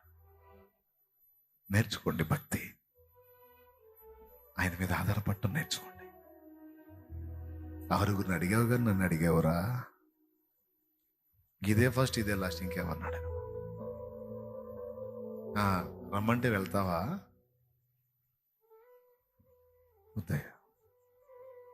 చేయాలనుకున్న వాళ్ళు వాళ్ళే వచ్చి చేస్తారు. నువ్వు ఇస్తానన్నావే, చేస్తానన్నావే, ఎందుకు వెళ్ళేది? వద్దు. పాటలు ఒక బ్రదర్ అన్నాడు, బ్రదర్ మీరు ఈసారి సీడీ చేసేటప్పుడు నాకు చెప్పండి, నేను మనీ ఇవ్వాలను. చెప్పలా, రికార్డ్ అయ్యి సీడీ వెళ్ళింది ఆయన దగ్గరికి. ఏం బ్రదర్ చెప్పటాలు ఉండవు, చేయాలనుకుంటూ వచ్చి చేయటమే. నీకోసం ఈ పని ఆగదు. నువ్వు చేస్తానన్నావే అని నీ గుర్తు చేయటాలు కూడా ఉండవు. Praise the lord. మా ఆయన దగ్గర కూర్చుంటాను, ఆకాశాన్ని కదిలిస్తాడు, భూమిని కంపింపజేస్తాడు, ఏదో ఒక అద్భుతం ఆయన చేస్తాడు.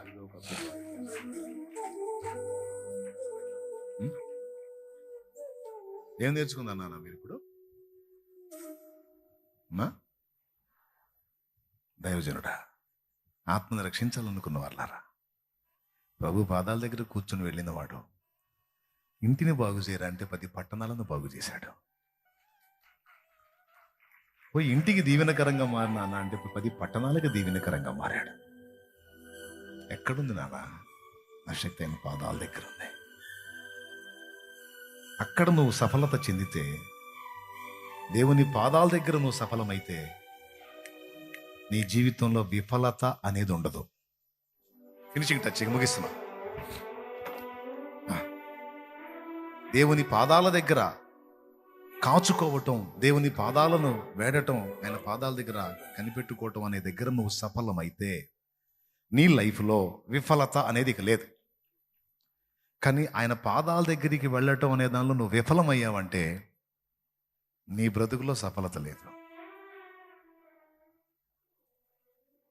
అదే ఒక మేజర్ పాయింట్. అందుకే దైవజనుడికి ఉండాల్సిన రోషం, దైవజనుడికి ఉండాల్సినటువంటి పరాక్రమం, నేను మోకాళ్ళు వేస్తాను నా అన్న దగ్గర, నా తండ్రి దగ్గర, ఆయన కదిలిస్తాడు ఆకాశాన్ని. కదిలించవయ్యా, నువ్వు నన్ను సేవకు పిలిచావు కదా, నేను ఎవరిని ఆశ్రయించేదయ్యా, ఎవరిని శరణ వేడేదయ్యా, ఎవరి దగ్గరికి వెళ్ళి నీ సేవకుడిగా దేహి అని చేయి చాపేదయ్యా, నీకు అవమానం కదా. ప్రభువా కనికరించు, నాకు వాక్శక్తినివ్వు, నిన్ను గూర్చి మాట్లాడుతున్నప్పుడు విన్న హృదయాల్లో పశ్చాత్తాపం కలిగించు. వాక్శక్తినివ్వవయ్యా, వాక్శక్తినివ్వవయ్యా. విన్నవాళ్ళు గుండెలు బద్దలయ్యేటట్టు రోధించి మారు మనసు పొందే ఆ శక్తినివ్వు. శామ్యుల్ మోరిస్కే దేవుడవా, చార్లెస్ గ్రాండిన్సన్ ఫిన్నీకే దేవుడవా, నాకు దేవుడు. ఆ వాక్శక్తి నాకే. అపోస్తలులు మాట్లాడినప్పుడు వేల కొలది ప్రజలు మారి నరకం నుంచి కాపాడబడి రక్షణ పొందాను. అందుకేగా నేను సేవకు వచ్చాను, అందుకేగా నీ వైపు చూస్తున్నాను. ధ్యానుడి పొట్ట కోసం ఆ ప్రభు ఏ పని చేసుకుంటే కడుపు నిండదు, అది ఆత్మను రక్షించాలని నీ సేవకు వచ్చా. ఆత్మలను బయటికి తీసుకురావాలని, నరకం నుంచి కాపాడాలని నీ పరిచర్యకు వచ్చా. వాక్శక్తినివ్వు, నేను చేతులించినప్పుడు వారికి స్వస్థతనివ్వు, నేను సంచరించిన ప్రదేశాల్లో ఉజ్జీవాన్నివ్వు,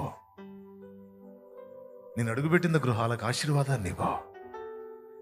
దృష్టించిన వ్యక్తి, స్పర్శించిన వ్యక్తి, మాట్లాడిన వ్యక్తి, ఆ మాట ఎక్కడో ఉండి విన్న వ్యక్తి, పాట విన్న వ్యక్తి, పుస్తకం చదివిన వ్యక్తి, నేను చేసిన ఏ దాన్ని కూడా సంధించిన వ్యక్తి తాకబడాలి, దర్శింపబడాలి, విమోచన పొందాలి. నా తండ్రి నువ్వు కార్యం చేయనయ్యా, నువ్వు కార్యం చేయయ్యా, నువ్వు కదలకపోతే ఎలా జరుగుద్దయా అని దైవజనుడు ఆయన పాదాల దగ్గర సఫలత పొందాలి.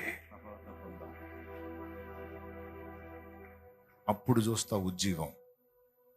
అక్కడ విఫలమైన వాడు ఎవరైనా అరాకొరలో ఆగిపోతాడు తప్ప ప్రాంతాలను ప్రభావితం చేసే ఒక ఉజ్జీవకర్తగా మాత్రం మారు. అయ్యా అది విశ్వాసులు కూడా. నా చిన్న కుటుంబాన్ని కదిలించలేకపోయాను నా భక్తితో. సమాజాన్ని ఏం ప్రభావితం చేస్తాను, నీ సేవ ఏం చేస్తాను, నేనే నిలకడగా నిలవలేకపోతున్నాను, మిగిలిన వాళ్ళ సంగతి ఏంటి? ఏంటైనా నా సంగతి? నీ శక్తినివ్వు, నీ ఆత్మతో నన్ను అభిషేకించు. దయాలు బట్టి నుండి బాగు చేసి శక్తినిచ్చి 10 పట్టణాలు కదిలించావే, నా చిన్న ఇంటిని కదిలించలేకపోతున్నా నేను. ప్రభువా కదిలించు నాయన, కఠినాత్మల హృదయాలు కదిలించు, మార్చమని ఆయన పాదాలను ఆశ్రయించు. అప్పుడు మారుతారు. నువ్వు మాట్లాడితే మారరు. సీన్లోకి ఆయన ఎంటర్ అయితే అప్పుడు వదిలి దొక్కొడికి పట్టింది దయ్యం. నిజం చెప్పండి, నేను చెప్పిన అనుభవాలు మీలో ఎంతమందికి హృదయంగా అనిపించినాయి?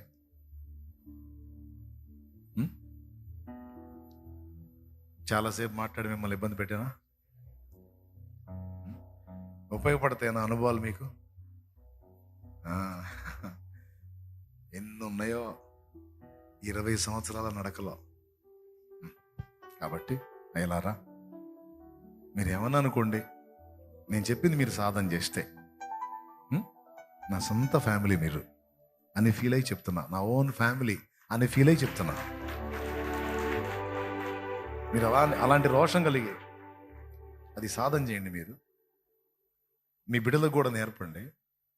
నేను చెప్తున్నా, నీ లైఫ్ చరితార్థం అయితే నీకు పుట్టిన వారు కూడా ఆశీర్వదించబడతారు. మా నాన్న రోషగాడు,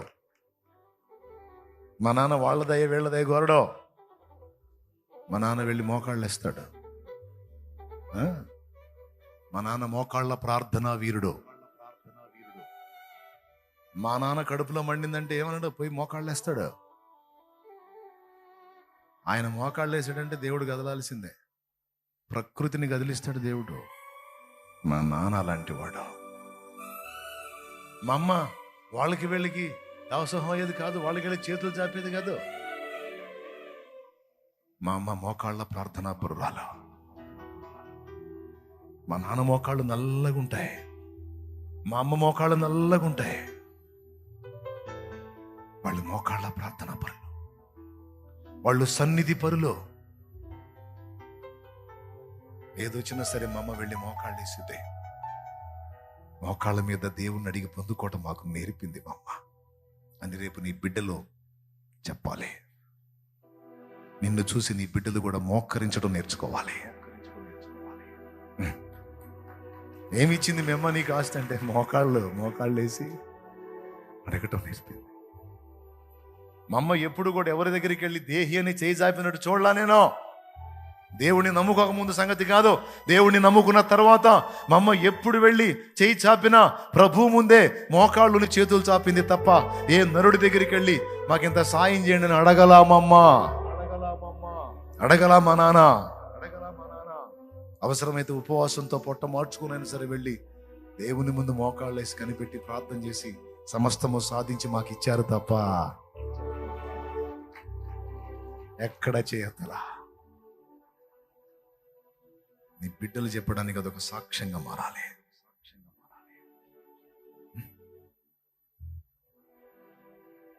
నీ పేరెత్తి మా తండ్రి అయిన అబ్రహాము దేవా, మా తండ్రి అయిన ఇస్సాకు దేవా, మా తండ్రి అయిన యాకోబు దేవా అని నాడు ఇశ్రాయేలీయులు వారి పితరుల పేరెత్తి ప్రార్థన చేసినట్టు నీకు పుట్టిన వారు నీ పేరెత్తి ప్రార్థన చేయాలా. నా బిడ్డలో మోకాళ్ళు వేసినప్పుడు నా తండ్రి అయిన షాలేము రాజు సేవించిన దేవా, షాలేము రాజు దేవా, షాలేము రాజు నమ్మిన దేవా, షాలేము రాజు ఆరాధించిన దేవా, షాలేము రాజు మొక్కిన దేవా, షాలేము రాజుకు తోడై ఉన్న దేవా. నీ బిడ్డలు కూడా అలాగే చేయాల ప్రార్థన. Praise the lord. నీవు ఆయన భక్తుడు అని భక్తురాలివని నీ బిడ్డలకు తెలియాలి. నాన్న నేను చెప్పిన సీరియస్గా తీసుకోండి నాన్న. ఎదురుండదు నాన్న, మీకు తిరుగుండదు. ఎన్నన్నా రాని అవన్నీ నీకు ప్లస్గా మారిపోతాయి. అట్లా జరిగింది అంతే. చూడు, నువ్వు ఇప్పుడు ఎదురవుతున్న పరిస్థితులు చూడొద్దు, నెక్స్ట్ ఏంటో చూడు. నువ్వు నెక్స్ట్ ఉంది సీను, జరిగింది అంతే.